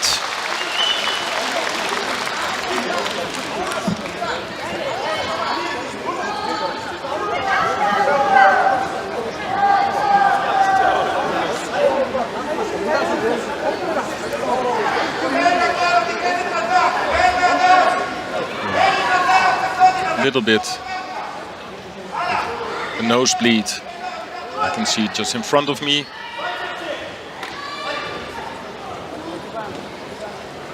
Now the Mongolian gets off the tatami as well.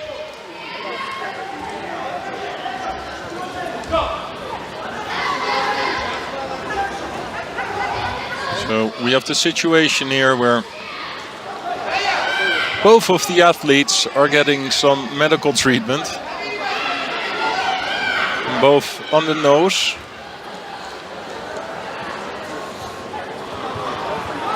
Bumped into each other a bit too hard.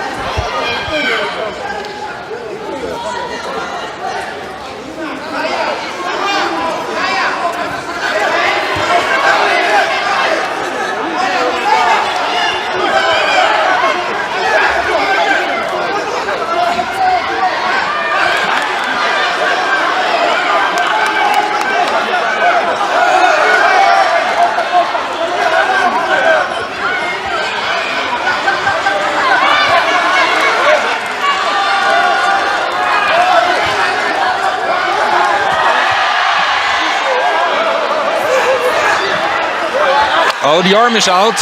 Zubanazzar. Yes, and he taps out. Oh. I said with 1.5 minutes on the clock that this game wasn't over.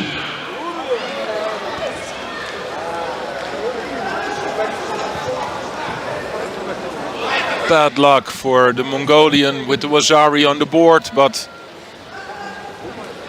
arm lock for Zubanazzar. That brings him into the quarterfinal.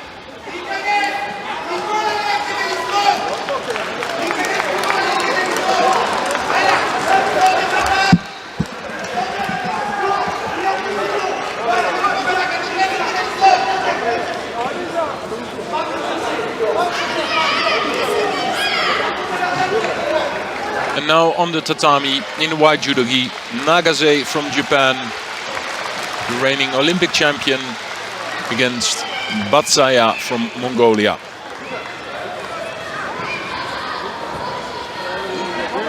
Cleaning up the mat.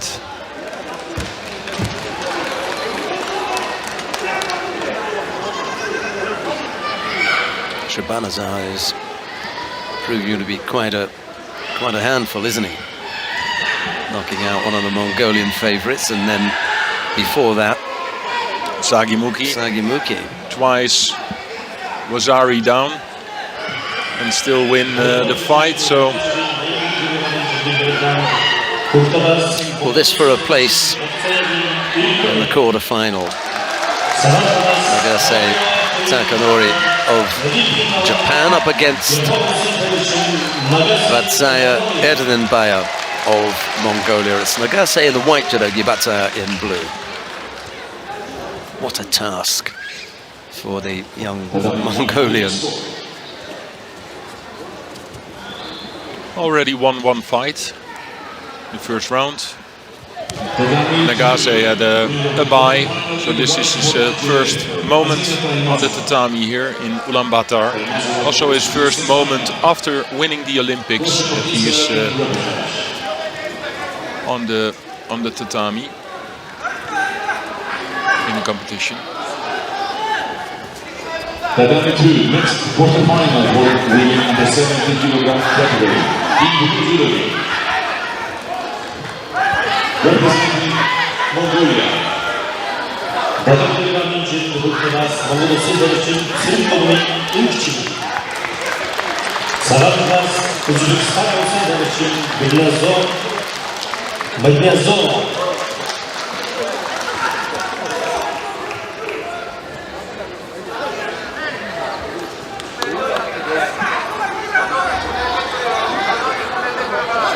Both fighters pick up penalties for passivity. Referee just wanting to see a little bit more action.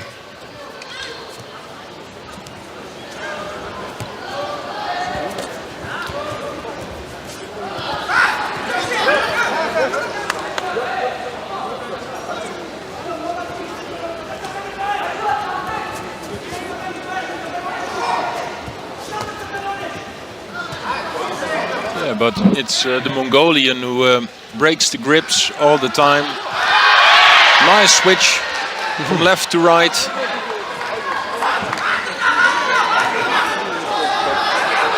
Nagase, can you roll him over? Yes and no. He has to release the leg. The leg is out.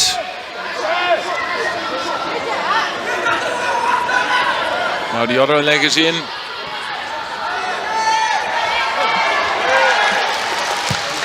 Good defense from Batzaya.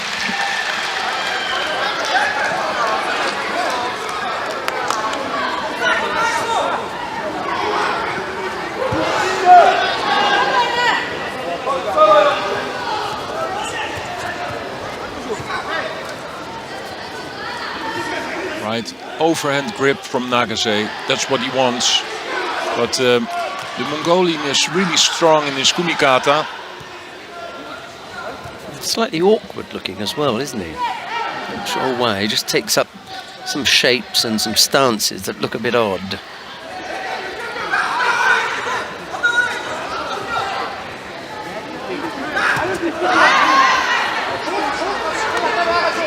Yeah, but for me, he's the one who's avoiding the judo fight. Yes. Yeah. To be honest, that's what's keeping him in the contest. This awkward, odd position that Nagase's got to get used to and get past. Same situation again, rolling him over.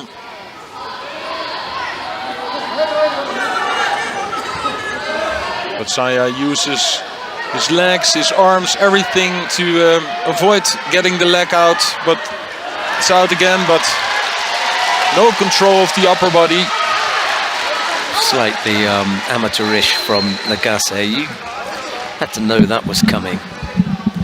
He wasn't able to cover it. Okay, it is tricky because you have to concentrate on so much, but he knew exactly what Batzaya wanted to avoid, and he knew how he was going to attempt to avoid it.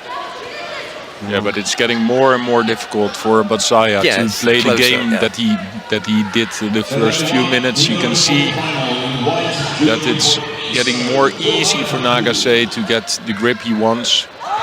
Penalized again here. No, and this is not true. For me, the Shido for Nagase, I cannot understand why they give it. Yeah, because Batzaya is just spoiling the contest.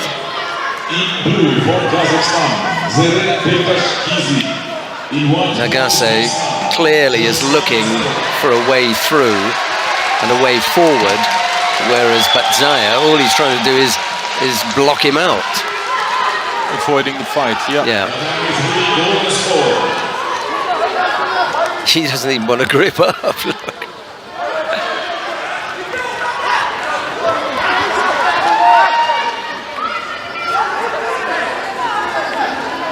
And again, strong grip from Nagase. Here it is. Just a few seconds in the golden score. An Ippon Osotagari.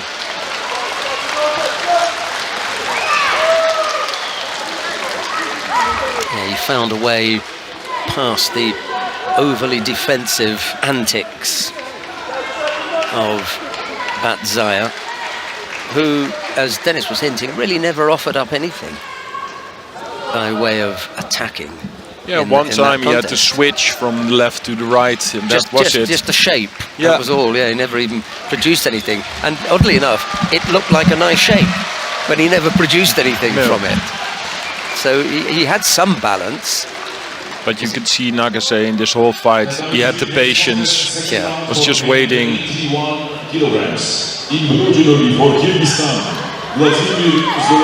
After a few minutes, the best was gone from the Mongolian.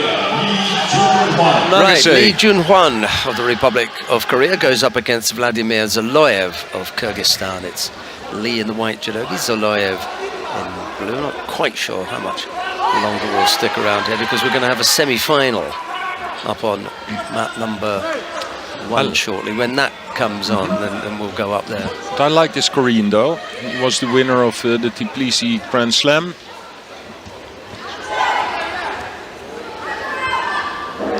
The winner of this fight will be facing Nagase in the quarterfinal.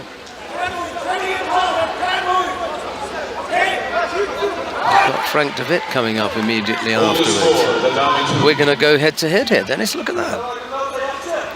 Dutchman and the Brit. Yeah.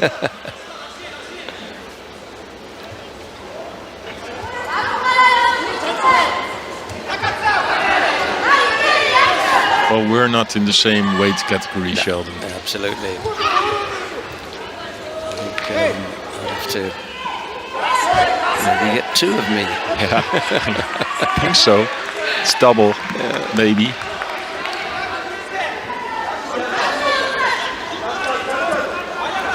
Zoloyev picked up the penalty there.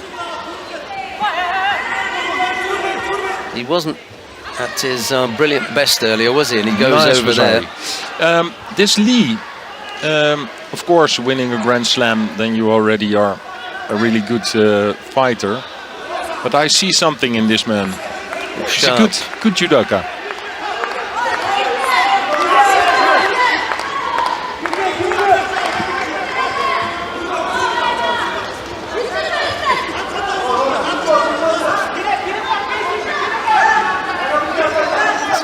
Getting set up here again. Here he comes.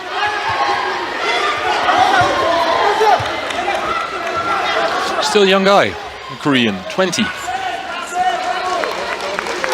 And his first Grand Slam,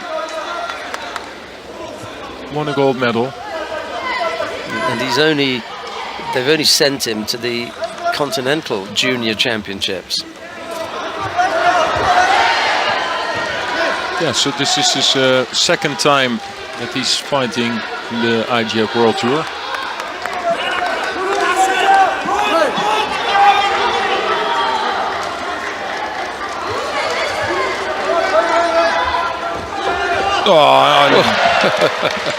I say, this is a good one. Yeah, absolutely.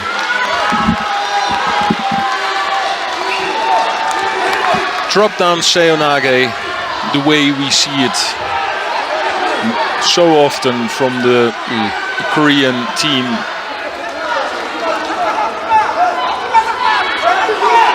Moving around with the arms, making the space, and then jump underneath.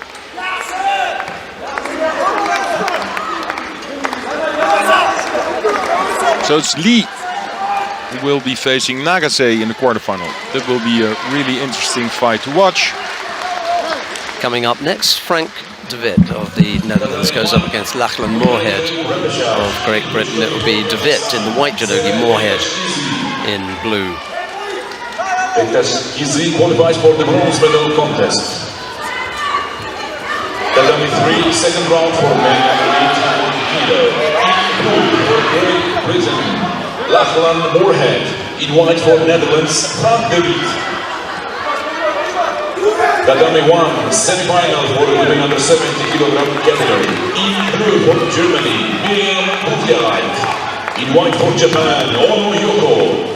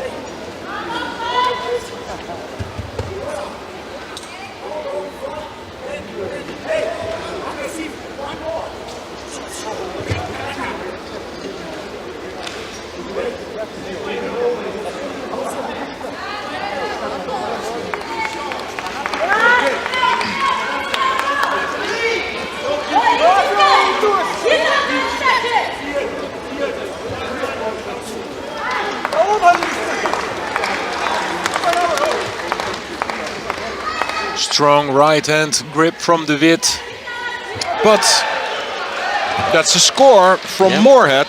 Wazari on the board.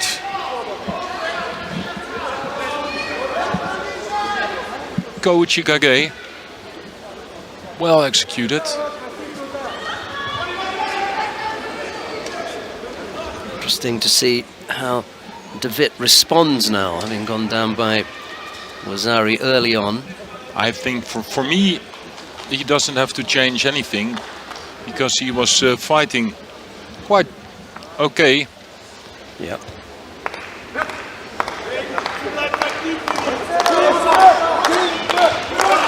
And he still has enough time to settle the score.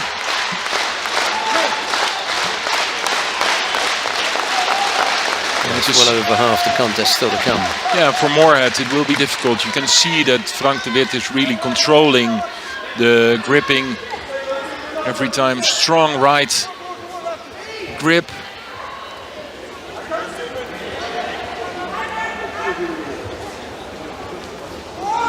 Oh, this gives Moorhead some time in the Newaza. He's in danger of picking up the second penalty for passivity here. Really needs to generate some of his own attacks. It will be a hard 2 minutes for Moorhead with Wazari on the board for him, but it's getting in more and more trouble.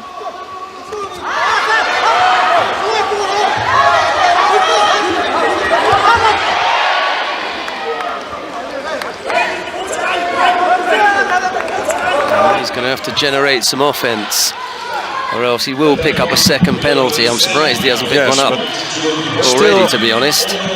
It's Frank de Wit, really strong with his kumikata, really strong with his gripping, but his attacks are not that good enough. Well, it was on the cards, wasn't it? The second penalty. A minute and a half left to go. Completely overpowers him. Yes, and throws him for Ippon. Well, you saw it coming. It was the Wazari for Moorhead. Really nice Wazari scored, but completely overpowered by the Dutchman. After that, yeah, he wasn't in it.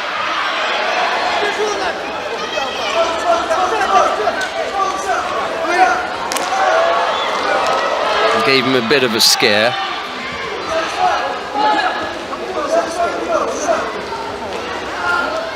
And wasn't able to follow it up.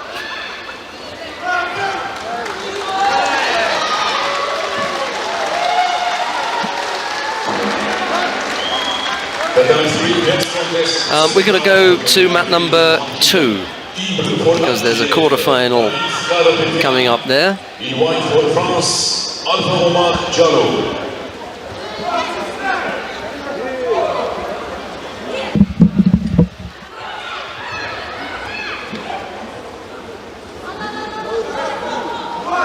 Tatami 2, winner of the quarterfinal. In white, judo Yeah, we're going to go to mat number 2 because coming on there is the quarterfinal between Nabakura Nami of Japan. She's going to go up against Kim Ji-jong of the Republic of Korea. It's Nabakura in the white judogi, Kim in blue. And at the start of today, Nabakura was the #1 seed.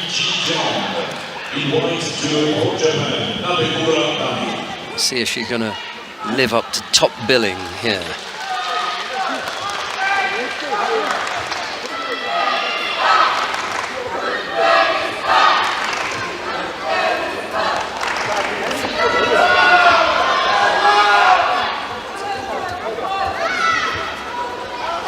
Fight is reluctant to get the second hand on. Not sure how long the referee's going to allow that to continue, but Nabakura brings down Kim onto her side. Follows up the Wazari with Osai Komi now. Kami Shiogatami. Maybe just changed it now. It's done. Yep. It's all over. Nabakura finishing that off fairly quickly. Takes her place in the semi-final. She'll face the winner of the upcoming contest between Varga Brigitta of Hungary and Kerem Primo of Israel. It'll be Varga in the white judogi, Primo in blue. The pair of youngsters taking center stage here at the Steps Arena in Ulaanbaatar. Tatami 2, next quarterfinal for women 63 kilo. In blue for Israel. Yeah, interested in Varga. See what she can do. Cadet world champion a few years ago. Women number 63 kilograms. In blue for IJF, Kamila Baturova. In white for Israel, Kim Sharil. Well, she has the arm with the legs. Can she roll her opponent over?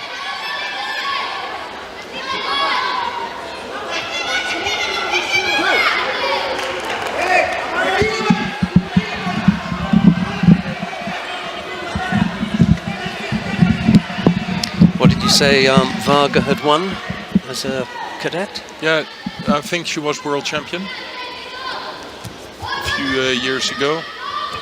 Well, Primo can't quite match that. She was cadet European champion, Primo, and then went on to win the junior European championships and then take second place at the junior world championships. So Primo going great guns, but not quite the...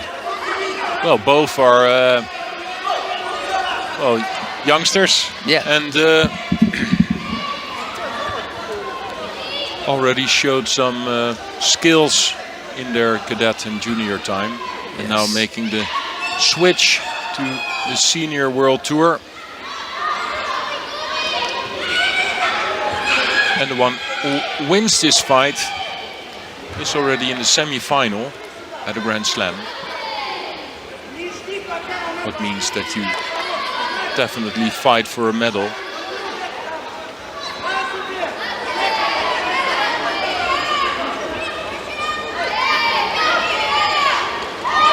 Varga again working on the ground. She's quite tall for this category, long legs, and you can see that in Newaza she uses them really well. First time trying to do the roll with the arm lock, now the sankaku. Just managed to get the right hand down. Varga. It's a good entry from Primo, almost catching the Hungarian there.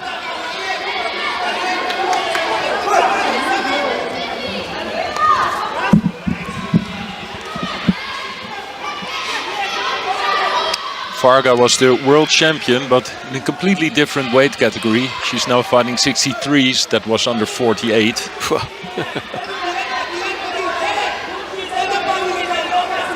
Could have been a while ago as well, I suppose. Yeah, it was 2017, so already Yeah, okay. 5 years ago.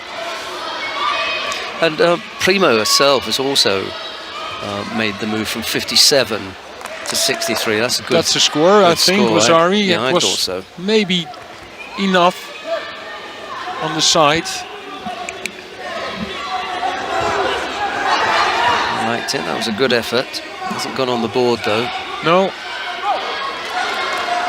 Well, for me that was really close to score, yeah. but okay. Okay. I'm also okay if they say no.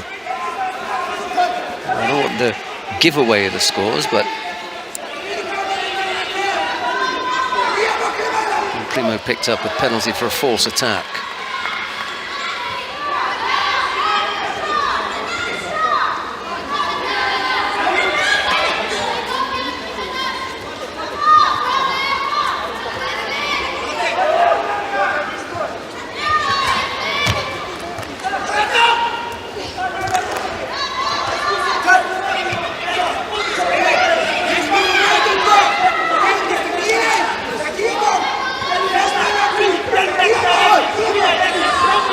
Shido against Primo as we're into the last minute of regulation time. Whoever scores now is going to take it, I think.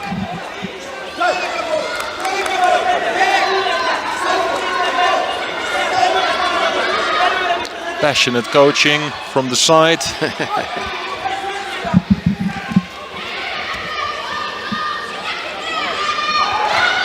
Everybody Miklos, such a long time. The Hungarian talisman, you know, their go-to guy.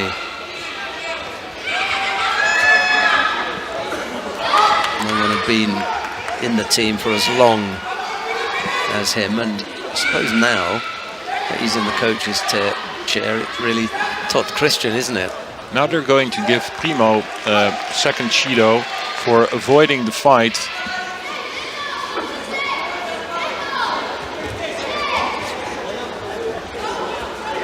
Every time Varga tries to have this left arm on the back of the Israelian,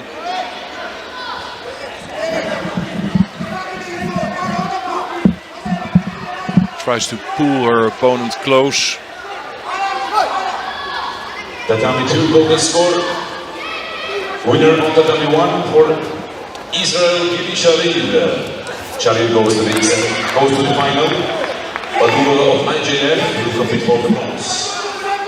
There's something about Primo that gives you the impression that he's going to do something in this weight category. Very focused.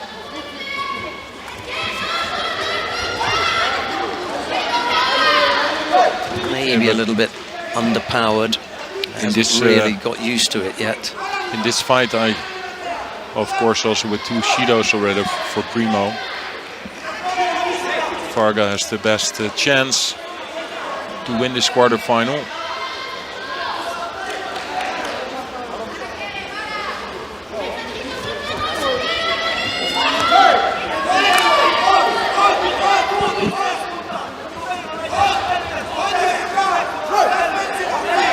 With her long arms and legs, it's difficult for Primo to get close enough to Varga.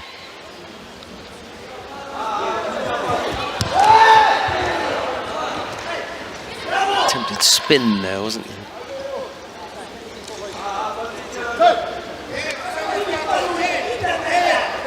I think she's still 17, Primo.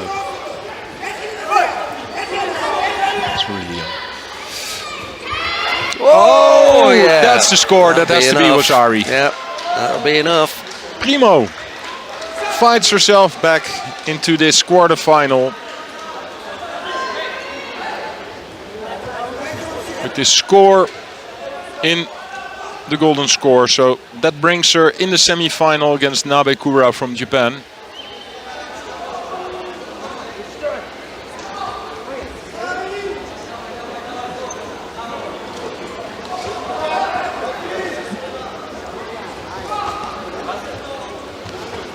finish. Oh, they're changing it. So we go on. I wasn't even looking at the landing because I thought that was it. Me too. Okay. Obviously, it wasn't enough of the scoring part of the body for them to give the score. All right. I should have. Yeah, or not replay. Not enough control. That could also be.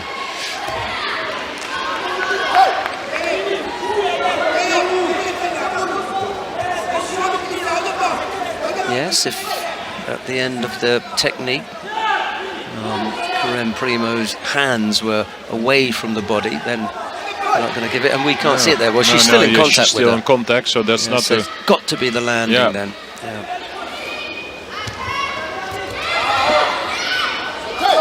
Time for Varga to be picking up the passivity penalty here as Primo steps up the action. Clever fighter will make sure that she's first to attack here. Put Varga on the back foot. She goes again, that's okay. She will pick up a penalty here. No. Nice bit of leeway being offered to the Hungarian then. There's the spin again. And that time she does go over. So it's Varga who wins with this nice spinning move. We saw her doing it before, making good use of her long legs. Interesting There's to see the not even contact with the hip. It's only interesting leg. to see the landing of Karen Primo's effort. Yeah. Because I thought that was done and dusted. I'm not saying that there was anything wrong with it. It's just that it just appeared to be so. Okay, yeah, she's done. However, it was not to be. Right, coming on to mat number 2 now.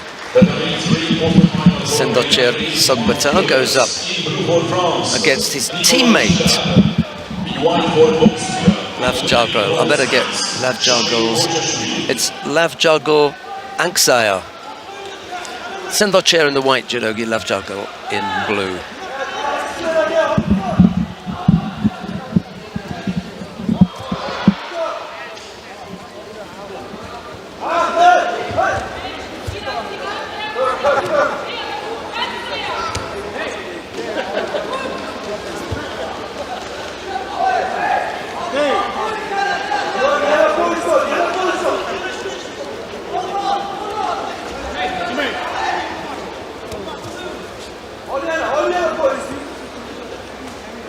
Sendocer,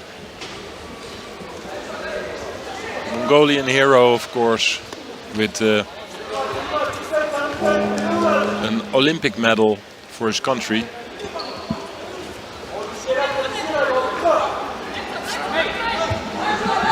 Golden score. Fighting one of his teammates in this quarterfinal.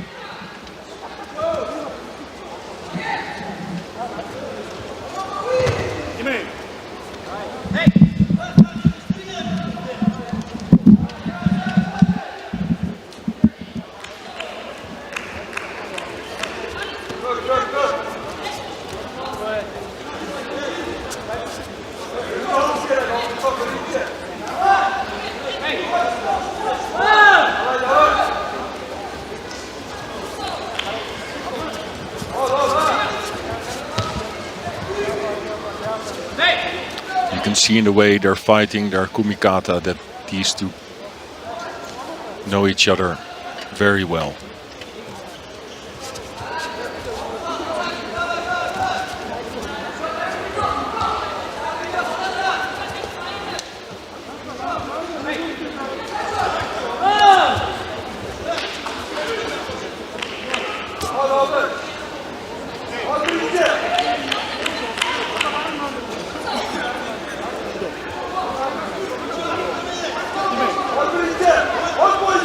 Penalty for passivity.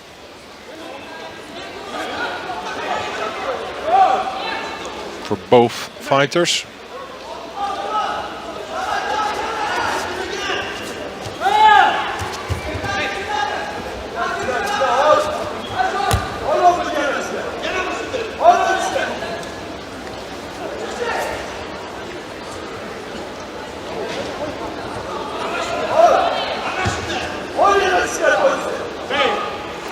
This could be a long fight because they don't give each other any chance. Yeah, they know each other well, I'm sure.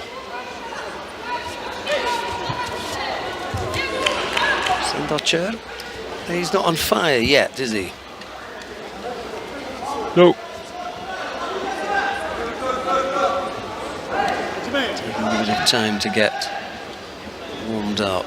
Namonov is down on mat number 1 in his repechage contest with Gaba of France, and then down on mat number 3 of Borshashvili and Shillard in their quarterfinal. That's in the under 81 kilo category. We're going to stick here with the quarterfinals for a while. We've got a semi-final coming up in the under 73 kilo category between Makhmadbekov and Butbul.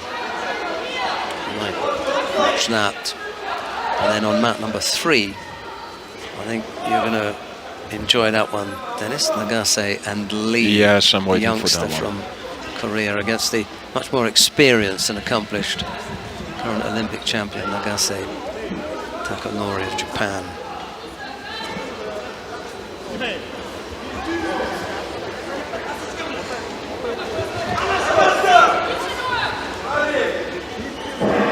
It's golden score, and the way they're fighting each other, they can fight each other for 20 more minutes. The only thing that will happen, I think, is if the referee brings on a few more penalties, or something unexpectedly has to happen. But they don't give each other any room, any space.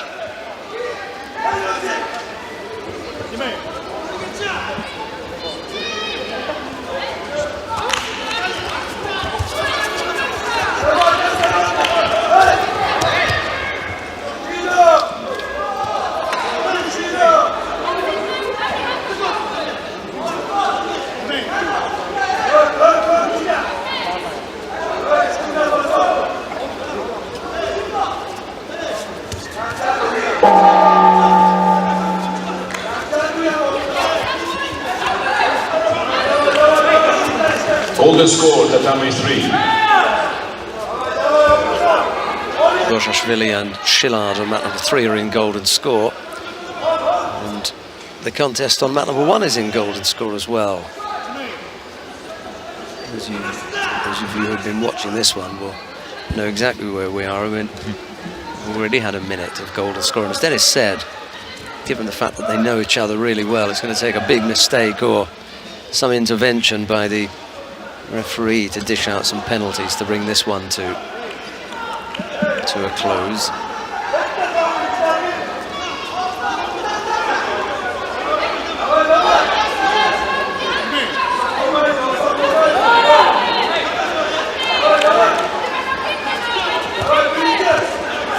Slightly unorthodox grip there from Lavjagl, almost got him into trouble. And he does pick up penalty for passivity. Minute and a half of golden score we've had. Again, Senbocher looking as though he's coasting a little bit. Well, I said in his first fight where he also took absolutely no risk against the Frenchman Otman. And this is the same. I think for him it's really important to win a medal here in his own country.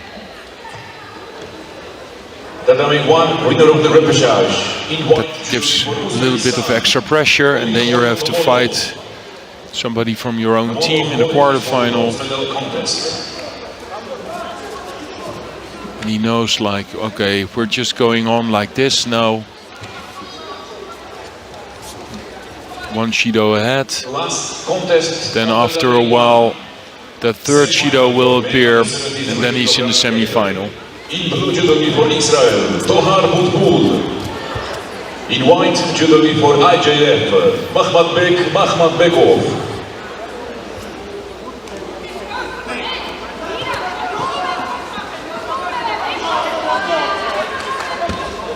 Both fighters clearly tired now. 2.5 minutes into golden score. And well, to it's be quite honest, warm Sheldon, in here. I'm also a bit of tired of this fight. Yeah, but it's not the most interesting one to watch.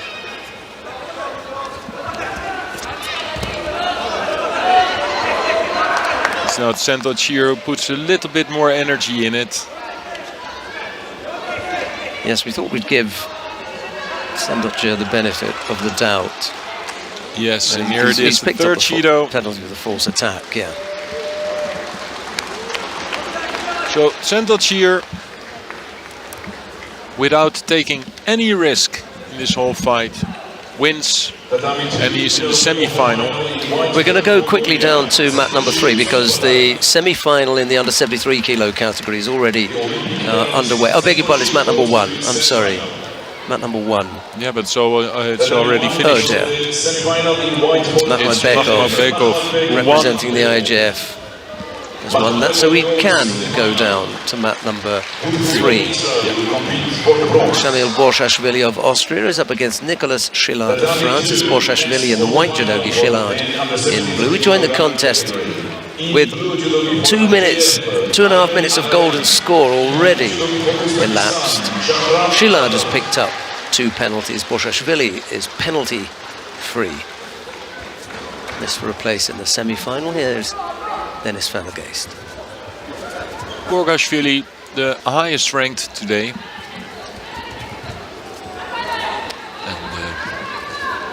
And won a medal at the Olympics, bronze medal for Austria.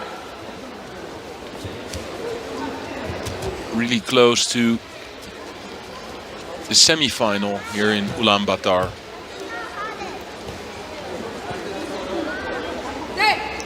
Because here's the third Shido, and it's Borshashvili into the semi-final.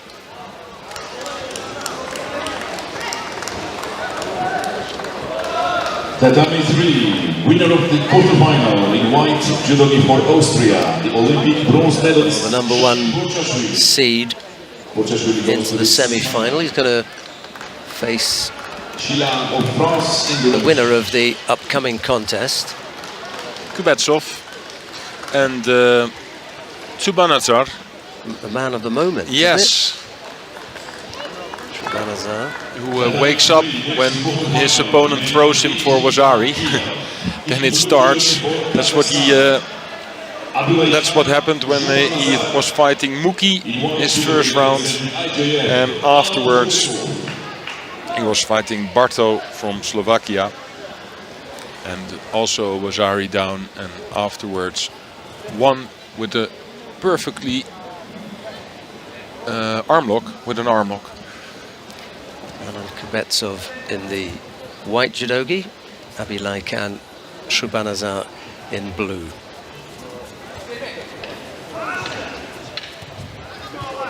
Oh, almost got himself in trouble, didn't he? Threatened with the pickup.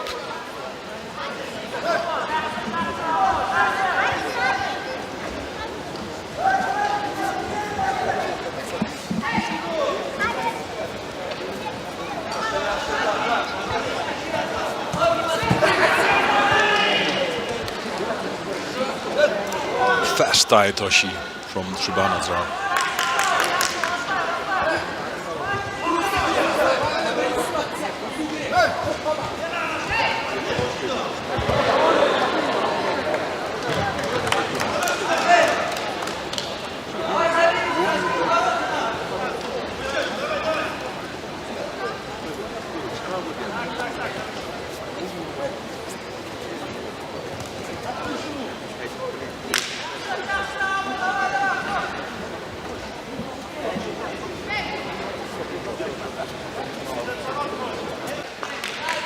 Quite get the finish this time.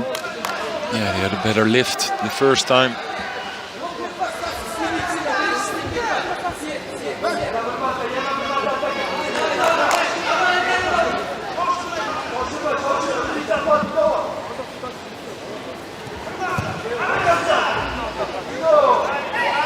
I like the way he jumps in with his shoulder throw, just out of nothing. This has to be a score though. Yes, Ippon for Kubetsov in the semi-final. Well, he's had him up and down a couple of times, hasn't he? Oh, we changed it to Wasari. Yeah, well, you look at the landing, yes.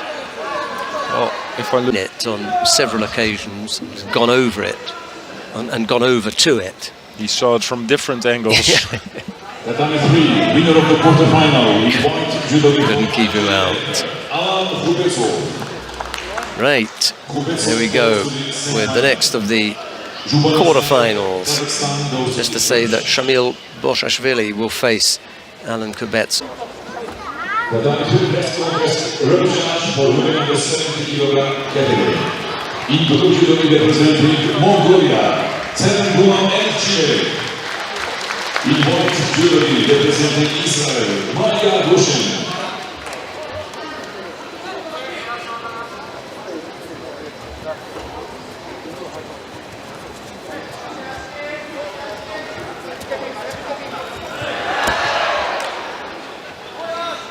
Uchigari Uchimata, little effort there from Nagase, almost bringing Lee down.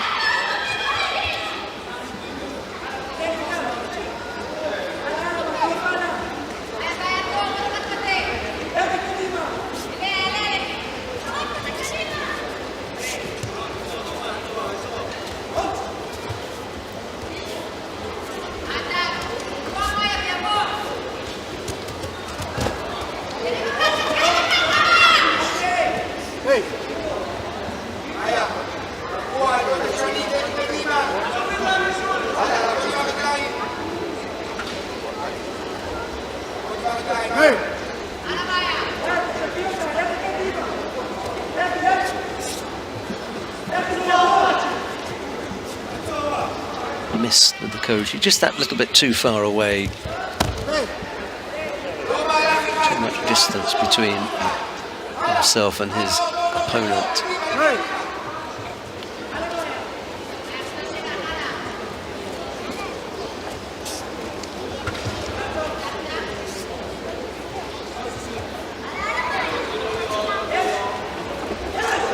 It was a good out for Nagase. He didn't really like the grips, managed to throw in that little Uchimata and that broke the grip up.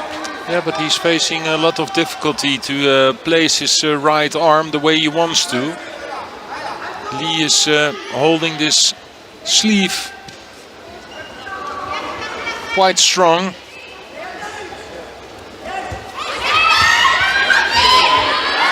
Now he has it, and directly Lee falls on his knees.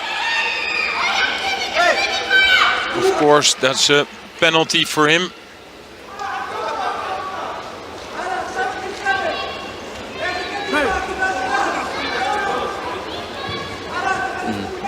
That was also a really bad attempt. Yeah, so fast it can go. 2 Shidos in maybe 10 seconds or something.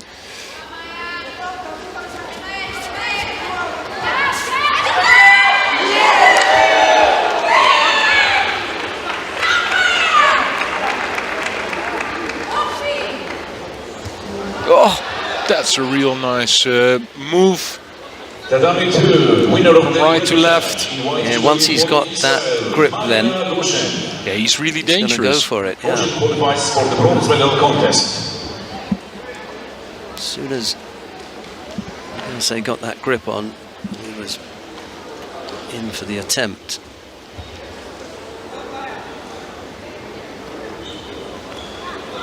But Nagase doesn't look too worried.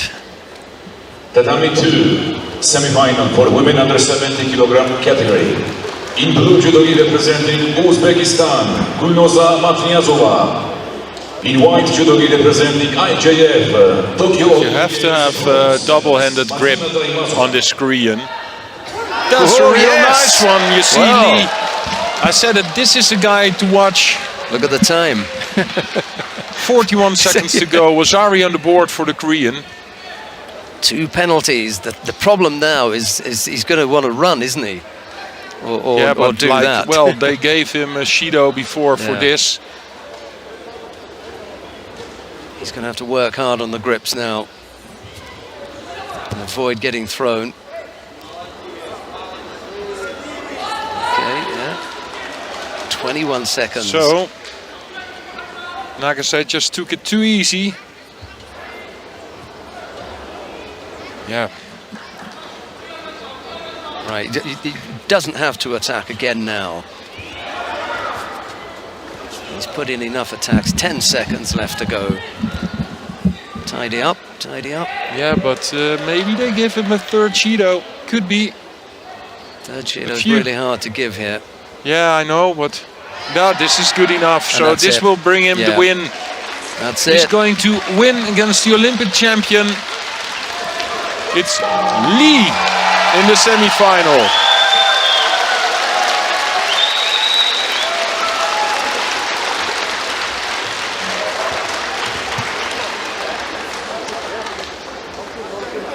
He's not the first person to go over to that Morote Seoinage, is he? Lee Jong-hwan. Really sharp. Catch the Olympic champion with that. Bang Gi-man, the Jong-hwan goes to the Korean coach, just congratulating his player. He knew a little bit about Morote Seoinage as well.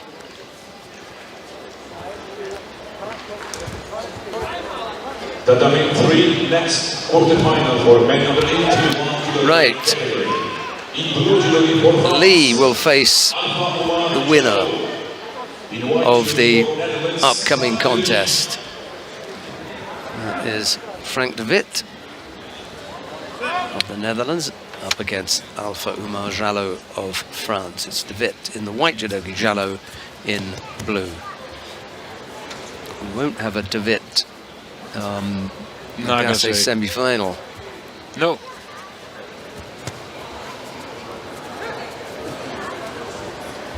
Jallo, really explosive fighter from France.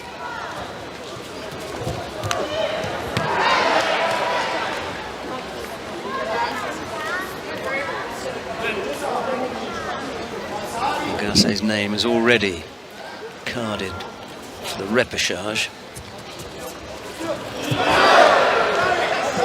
Wazari on the Yes. board for Frank de Witt. Hooking his leg in, pushing his opponent over.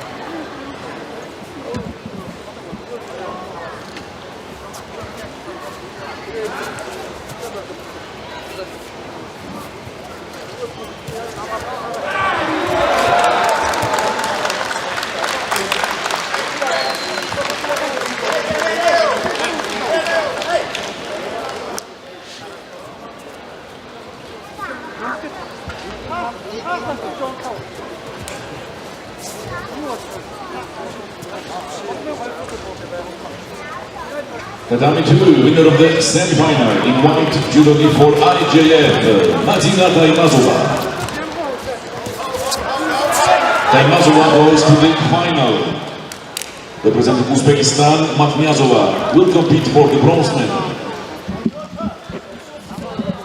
Strong gripping from Frank de Wit and trying to push him over, but also a bit of risk in it. Contest repechage for women under 63 kilo.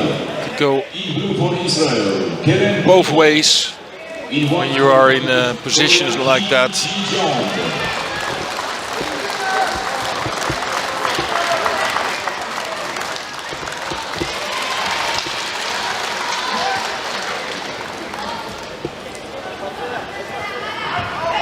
Rolls his opponent over. Really close to... oh, and he taps out. So it's Frank de Wit in the semi-final. He wanted to give Arthur Umar a hand back to his feet, and yeah, because I think said, he gave him a strangle or something. Yeah. We could not see it from this direction, but it looked like really good newaza, and I've seen Frank de Wit doing it before. Maybe we can have the Judo of France in the repechage. yeah, well, let's see what happens. He rolls him over. Tatami 3, break 7 minutes. we've got a repechage contest now. Jallo just tapped Yeah. out. I don't know why. But Maybe yeah, the knee, perhaps. it was over already with Wazari and the Osai Komi. So it's Frank de Wit against Lee from Korea, who won against Nagase. Interesting semi-final. We shall look forward to that. At the moment, Kim Ji-jeong of the Republic of Korea is up against Karem Primo of Israel, a repechage contest in the under 63 kilo category. We join the contest with 2.5 minutes left to go. There's no score. It's Kim in the white judogi, Primo in blue.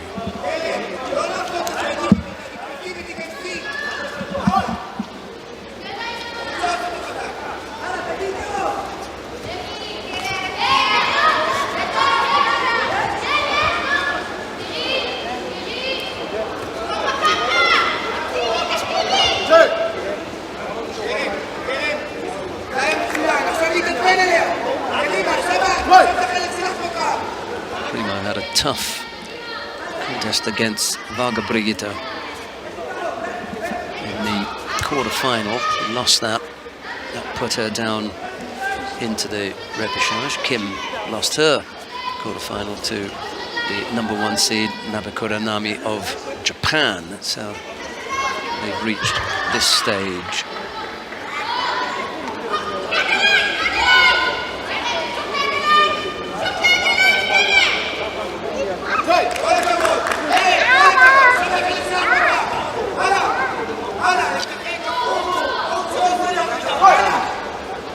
Tatami 3, 5 minutes to go.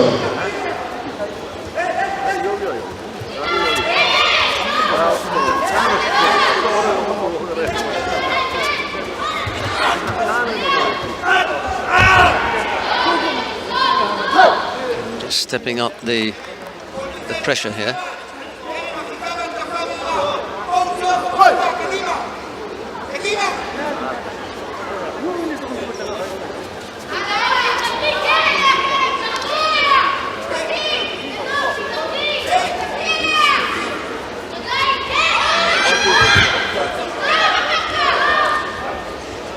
Really balanced for that attack. First part of the combination, she was a little bit too far away, and then when she turned in for Haraigoshi, she wasn't very well balanced, and might need to tidy this up. Cut mouth, perhaps, I think.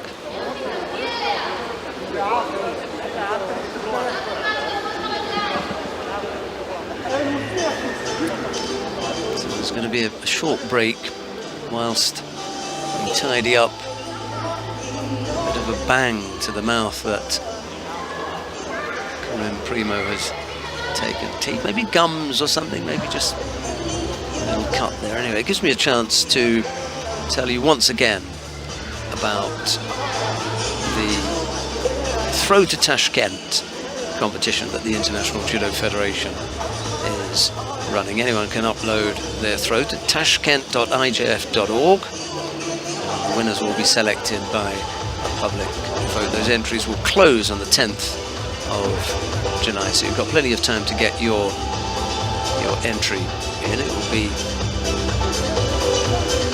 4 winners. 4 winners will be selected, and each of the winners gets 2 free flight tickets, accommodation and meals, VIP access to the venue in Tashkent. It's an absolutely amazing prize. I recommend that you all click on tashkent.ijf.org, find out more information about how to upload your videos, and give yourself a chance of winning a place for, well, 2 tickets. Remember, we've got 4 winners. There'll be 4 winners, and each winner will receive a pair of tickets, all-inclusive trip to the World Championships in Tashkent. If you haven't been to World Judo Championships, I strongly recommend that you give this competition your best shot. Right, we're back underway with the repechage contest. We've got a little under a minute left to go.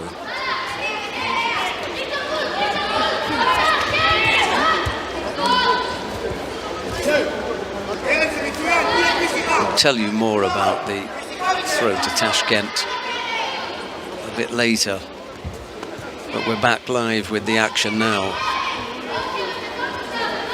Primo having tidied up whatever it was that took her off at the time. I think it was just a bang to the mouth and a little bit of blood, and just tidied that up.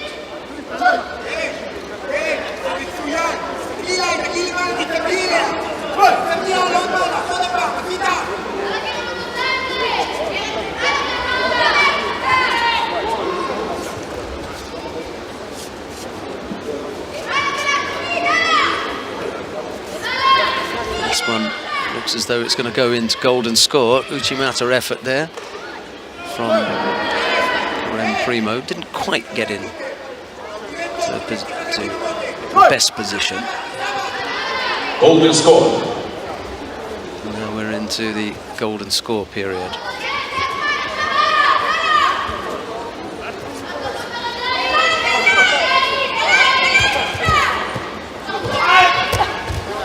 Left-sided effort from Kim Ji-jeong. Primo is up to defending against that.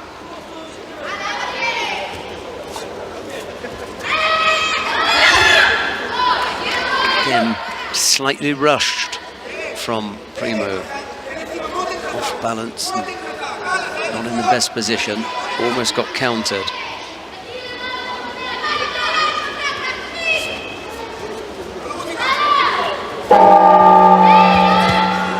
Lost contact with the hands. Got herself into a better position there, but didn't have the power. Lost her grip. Tatami 3, repechage for men under 81 kilogram category. She's doing most of the work here, Primo. Judo representing Kazakhstan. Keen to come up with the score. Representing France, Nicolas Not able to hang on and really threaten with a big attack. But it was enough to draw the Shido against Kim.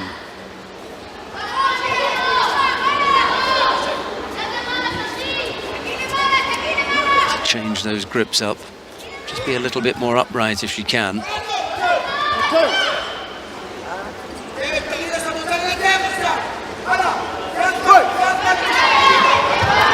Kim will have to step things up. She goes left-sided.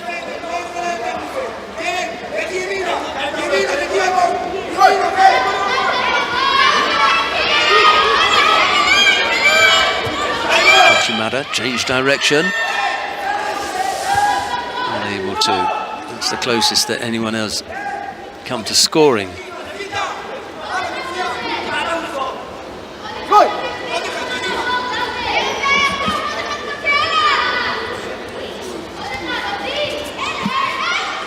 To see Primo go to the feet a little bit more, Uchimata. Just to try and set up the leg technique. She's got big leg throwing techniques, but second penalty picked up by Kim Ji-jeong. Now, just attacking the feet a little bit more, Primo would be good. Just gathering herself now. About 2 minutes of golden score, during which time it's Kim who's picked up 2 penalties. Left-sided low Marotte Seanagi. Primo able to move off to her left and avoid that. Again, the Uchimata, but she's falling away from her opponent as she even attempts to get in. No chance of catching her there.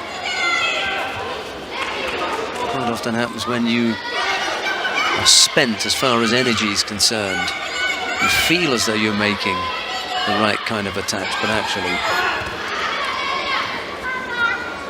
nothing really left in the tank. 2:30, well, 2.5 minutes they've had already. Time to really dig deep here. Shani Hershko screaming out some instructions for Primo just to help her keep going, stay focused, finish the job here. Ishigari, and then into the Uchimata, and then thinking about changing again. The arm. Can she make an arm lock? Not sure if it's going to work from that position. A bit over-ambitious, I think. Primo not caught with that. Trizanabar has won his contest down on mat number 3. Winner of the repechage in blue judo. Comes Primo again. 2 more good attacks here. I think she could finish this off just to shade Kim out, but that wasn't the best effort from Kim. Could have come up with an attack there. Primo just to make the attack by Kim look worse than it really was.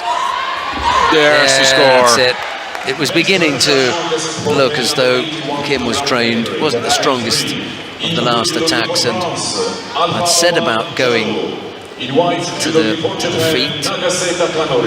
She ends up catching her anyway. Well done to Primo. Kim Ji-jeong put up a good battle, but it's Karen Primo who goes into the bronze medal contest. I'm sure she'll be absolutely delighted. Let's make the change to tatami 3, please. Or no, we're going to stay in the semi-final. I'm sorry. That's okay. That's okay. I was looking at that, but then I also noticed that Nabakura Nami of Japan was about to come to the mat to face Varga Brigitte of Hungary. It's Nabakura in the white judogi, Varga in blue. Semi-final in the under 63 kilo category. The number 1 seed this morning, the Japanese Nabakura.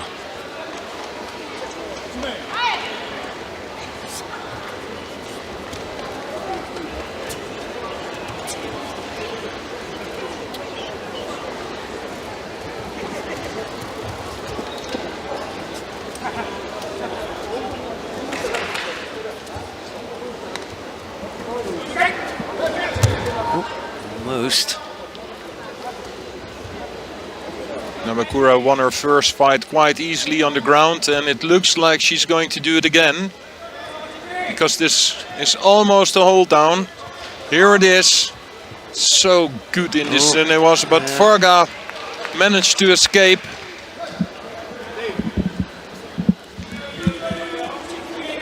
The Japanese are really dangerous in the Newaza. Nabakura is one of the lesser lights for Japan. Japanese have got plenty of talent. Nabakura has missed out on a few occasions simply because, you know, there are better, more accomplished athletes than her. She's not quite as punchy at 63 as her teammate at 57, Tamaoki Momo. They've got reputations of being hard. The Wazari is gone because the elbow was out. That was quite clear. Yeah. It was difficult for the referee to see it from that side. Away from him, yeah. That's the beauty of the care system, I guess. They can help out. But until now, it's quite clear that Nabakura is the stronger fighter in this semi-final. The only part is that it's maybe difficult for her to launch this Uchimata because Varga is really tall. Countered. Straight into the hold down. She's had to tap out. She's gone down injured. Nabakura wins the semi-final. She's in the final for women under 63 kilograms. Current Olympic and former world champion Nagase qualifies for... Nagase, by the way, down on mat number 3 has won his contest. He's going to be in the bronze medal contest. We can go down to mat number 3 and have a look at the upcoming semi-final between Shamil Borshashvili of Austria. He goes up against Alan Kubetsov representing the IJF. It'll be Borshashvili in the white judogi, Kubetsov in blue. In blue judogi, representing IJF, Alan Kubetsov. In white judogi, representing Austria, Shamil Borshashvili.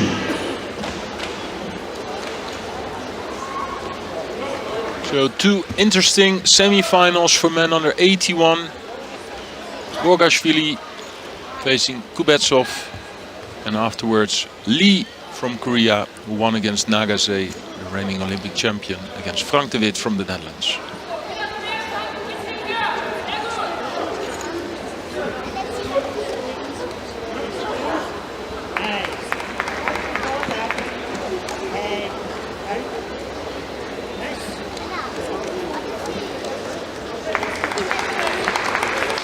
Let's see if Kubetsov can launch one of his big seonages again in the semi-final.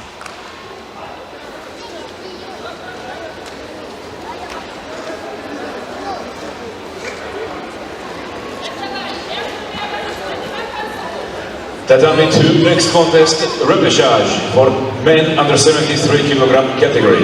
In blue judogi for IJF, Armen Agayan. In white judogi for Mongolia, Laljargal Aksaya. Kubetsov causing Borshashvili some problems here. Borshashvili just tidying up, defending. He didn't like that grip at all. He picks up a penalty for passivity. He just nods in acceptance as if to say, all right, I'll have to take that one.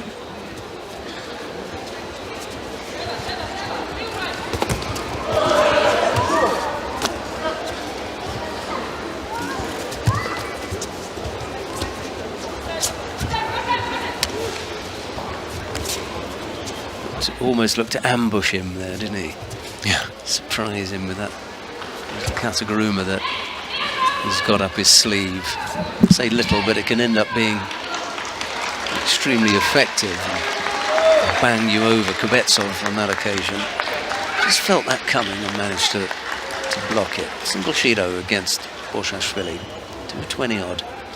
Left to go, looked to go left-sided there. Kubetsov then, almost as an afterthought, said, all right, well, I'll get involved in some nearwaza here. This was also a false attempt from the Austrian, in my opinion. Just didn't like the grip.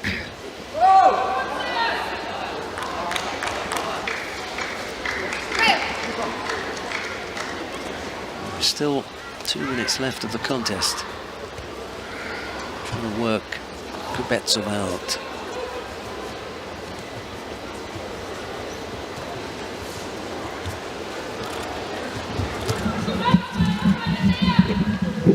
Tried the little Satemi-waza, but nothing came of that. Now, I'm not so sure about the wrapping up of me neither. The belt. I really don't like it. I see it more often. Yeah. Only because what could happen now is that you could end up breaking his wrist. Yeah, or getting into Osaikomi yourself. Yeah, and no way out because you've wrapped your own arm up, your own hand up. That may be something worth talking about. You know, the wrapping up. You see it more and more often. Yeah.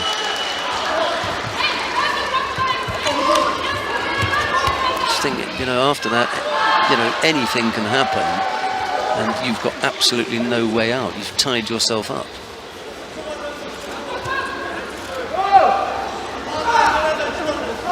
Fighter just taking a breath. There's not a great deal the referee can do about that, is there, if they both decide to walk around for a bit.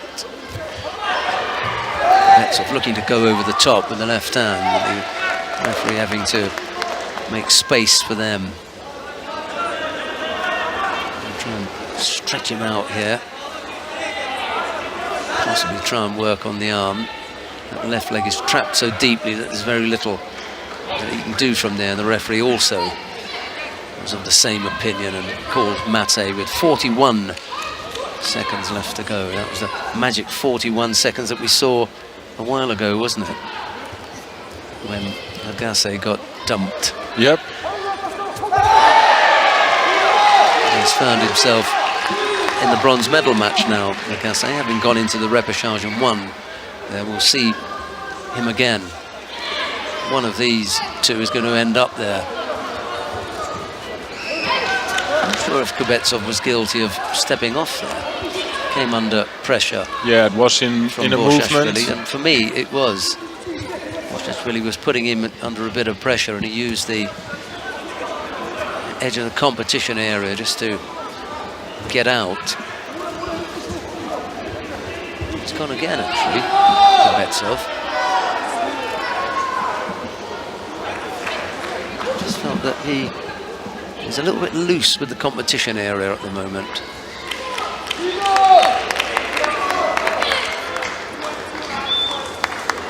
This one is going into golden score. Let's wait for the scoreboard to roll round. And we're underway with the golden score period.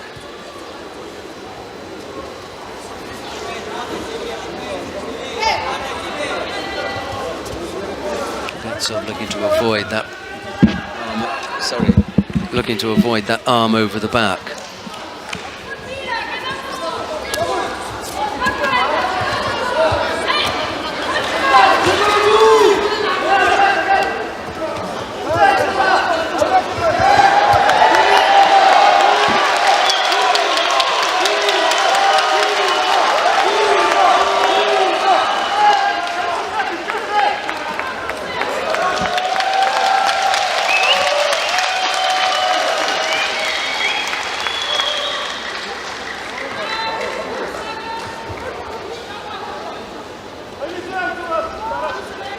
A lot of downwards pressure from Borgashvili.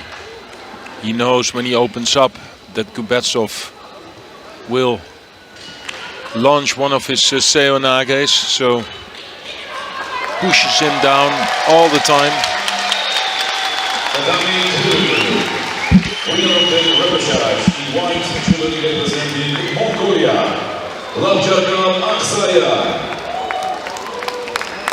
Ulaanbaatar qualifies for the bronze medal contest.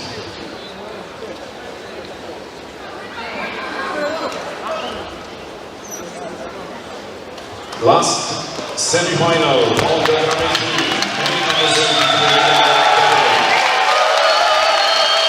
including representing Uzbekistan, Chakram Akhabov. In white judo representing Tokyo Olympic Games bronze medalist.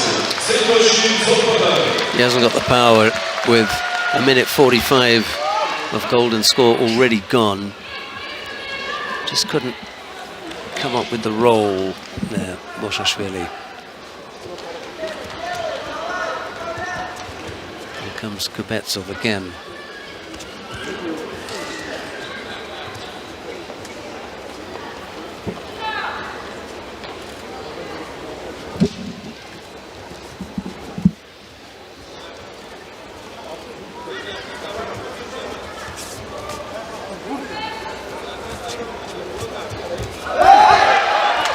Yeah.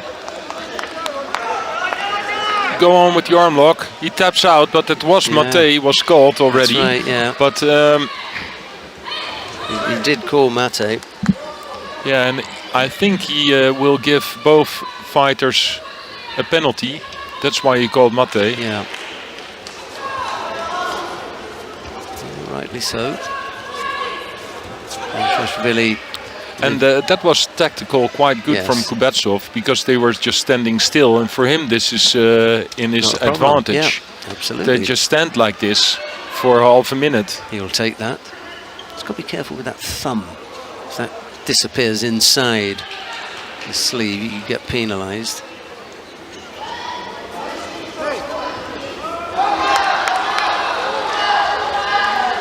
Poor attack from Borgashvili, and just to do something, because he also knows what the tactic from Kubetsov is.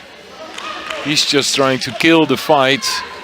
If they don't do anything, they will both get another penalty for passivity, and then it's Kubetsov who will win this semi-final.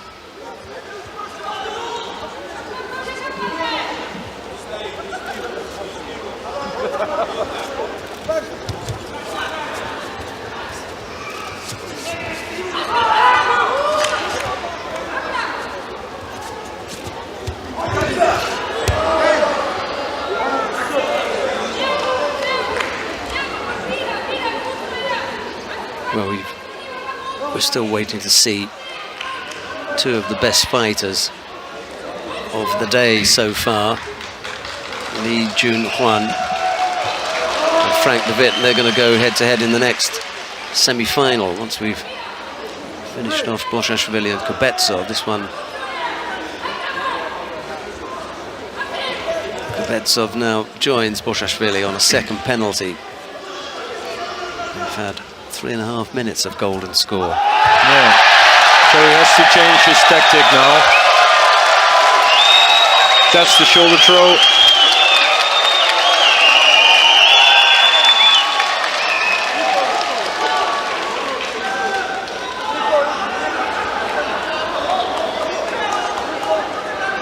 Again, the roll from Borgashvili.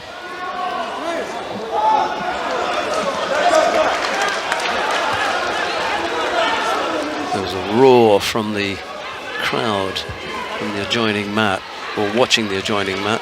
Sendocher Tsogbata of Mongolia, the darling of the crowd, has just thrown his Uzbek opponent for Rosari. That was Akadov. Thrown with Uchimata. That'll be on our highlights reel, I'm sure. Oh, this is a strong attack, and then to the other side with the Uchigari. Best move for me in this semi-final. That was so close.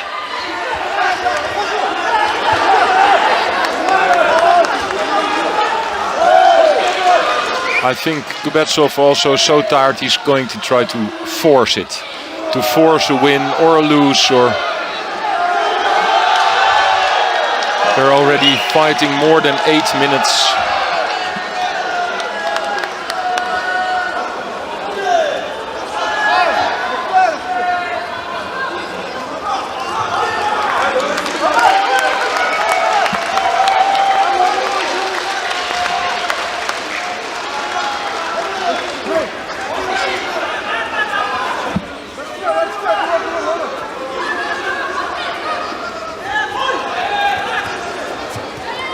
Hip throw will come.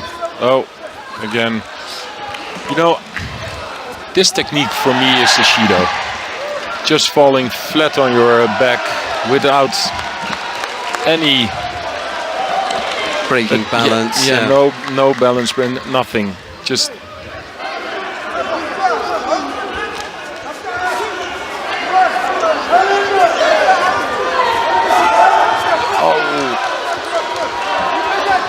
this is the second time that Kubetsov almost makes a score, and if you want to make a decision, then you have to look at this. I've seen two really good attempts now from Kubetsov.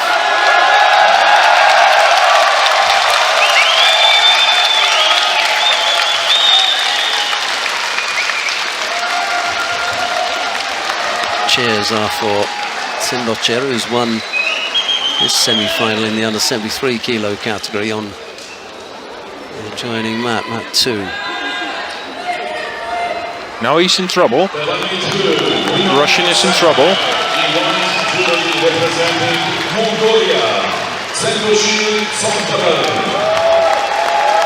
It's Borgashvili who in the end wins with this hold down. So we saw a lot of times the wrapping with the arm, and now he rolled over the other side.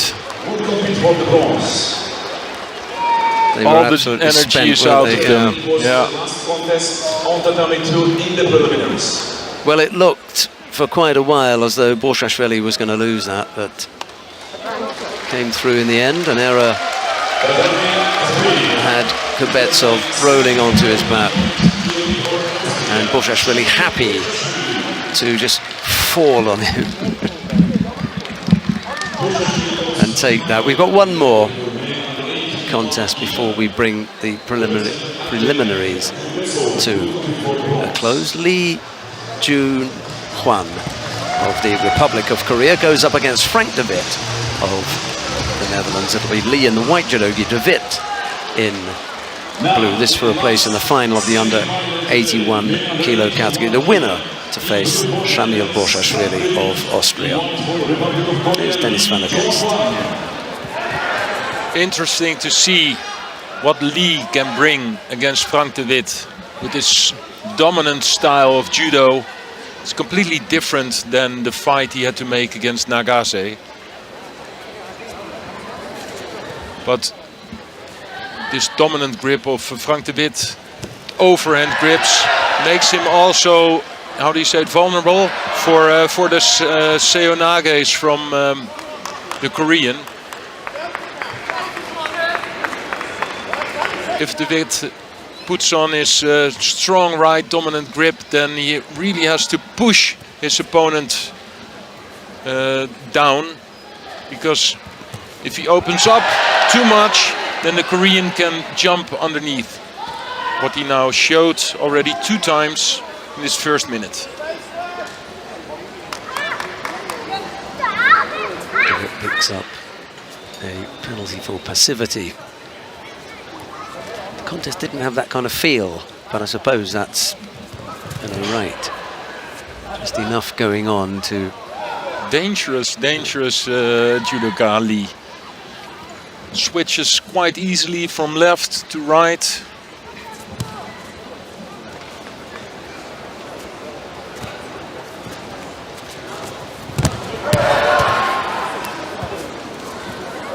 Not finished yet. Not sure what Lee's name was. It's like, because we've only seen him throwing people, haven't we?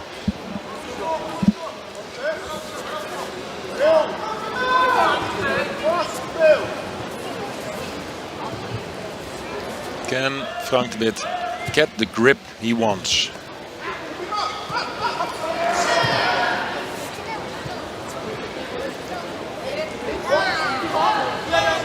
Without giving away too much, because Lee is so dangerous. And you have the overhand grip, he jumps underneath.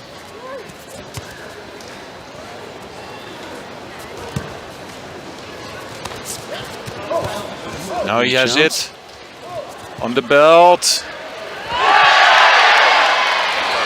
That was close. We've seen him apply one shemiwaza successfully. I think he may have... Against Jaloyo, he just stepped out. So, go on. This was a strong attempt, I think, for Frank de Witt. This is a good way to find the back of Lee on one side. So with the right arm one-sided, and then launch this this hip throw again. Oh, almost countered. But you see that De Wit feels that there is the possibility of throwing his opponent. It's now the third time that he goes for this this grip. Shido now for Lee.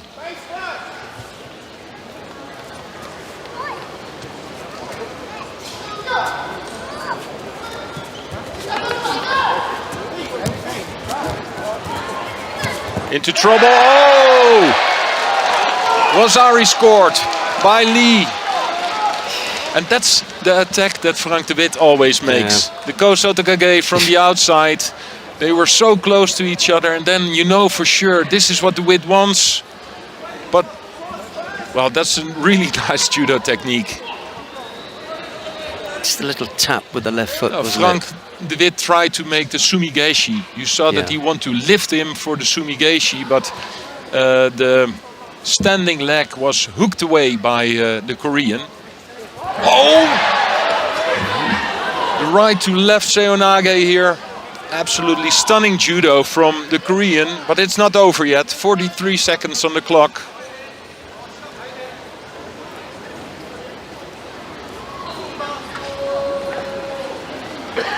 Lee takes his time for this.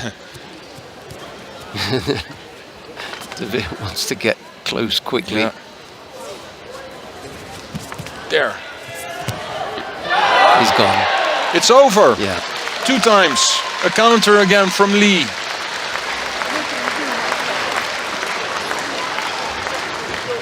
De Wit had a few chances, but the best judo was from the Korean, and he's the man of the day for me. Winning against Nagase, and now in the final.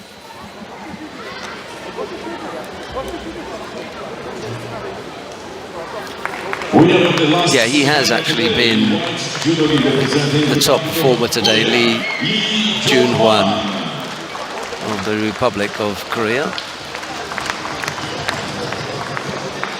He's made things look really quite exciting. Yep. Right, we're going to have a quick wrap-up of the finals. We'll just go through quickly with Dennis van der Geest who we're going to see in the finals. There were 4 weight categories today, 2 men, 2 women. It was the under 63 kilo category for women. I think it was Nabekura Nami of Japan that made her way absolutely the strongest today into the final. Yeah. Winning her fights really easy. Of course, the best ranked fighter today, and no doubt that she has the biggest chance of winning a gold medal today. Yeah, and we saw quite a lot of the Japanese team on day 1. They didn't have it quite their own way today. Ono Yoko in the under 70 kilo category. We'll come to that in a minute, but it was the shock really of in the under 81 kilo category. Nagase. Well, a shock, I don't know, because this Lee now also showed in the semi-final against De Wit, winner of the Grand Slam in Tbilisi. I said also before he was fighting Nagase, this is definitely a guy to watch. A really strong Korean in the 81s, and I know for sure that he will give Borgashvili a really hard time in the final. Lee is in absolutely top form today. Right, Leon Borgashvili in the under 81 kilo category final. What about in the under 73 kilo category? The homeboy, has he made it there? Makhmatbedov, fighting for IGF, is in the final against Saint Ochir. And finally, well, I have seen him fighting all day. In the semi-final he launched the Gutu Chimata, but before he was so, well, yeah, how do you say, not defensive, but you could see that there's pressure on him. He has to win a medal here in his own country, so he did not take any risk, was winning his fights quite, well, defensive, not taking too much risk. He didn't really open up, did he? But in the end, he's in the final, so... okay, that's the 2 men's weight category. Under 63, yeah, we said Nabekura is fighting Sharir from Sharir, Israel yeah. in the final. And then in the under 70 kilo category, we have Taimazova and Ono. and Ono. I shall look forward to that. Yeah, well, that from the start this morning, I thought this would be the final, and it happened. Turned out that and way. it's really nice to see two completely different styles of judo in the final for women under 70 kilo. Okay, Dennis and I are going to take a break here. We'll be back in an hour and 15 minutes with all the medal matches from day 2 of the Ulaanbaatar Grand Slam. We look forward to your company then, but it's bye-bye for now. See you in the final block.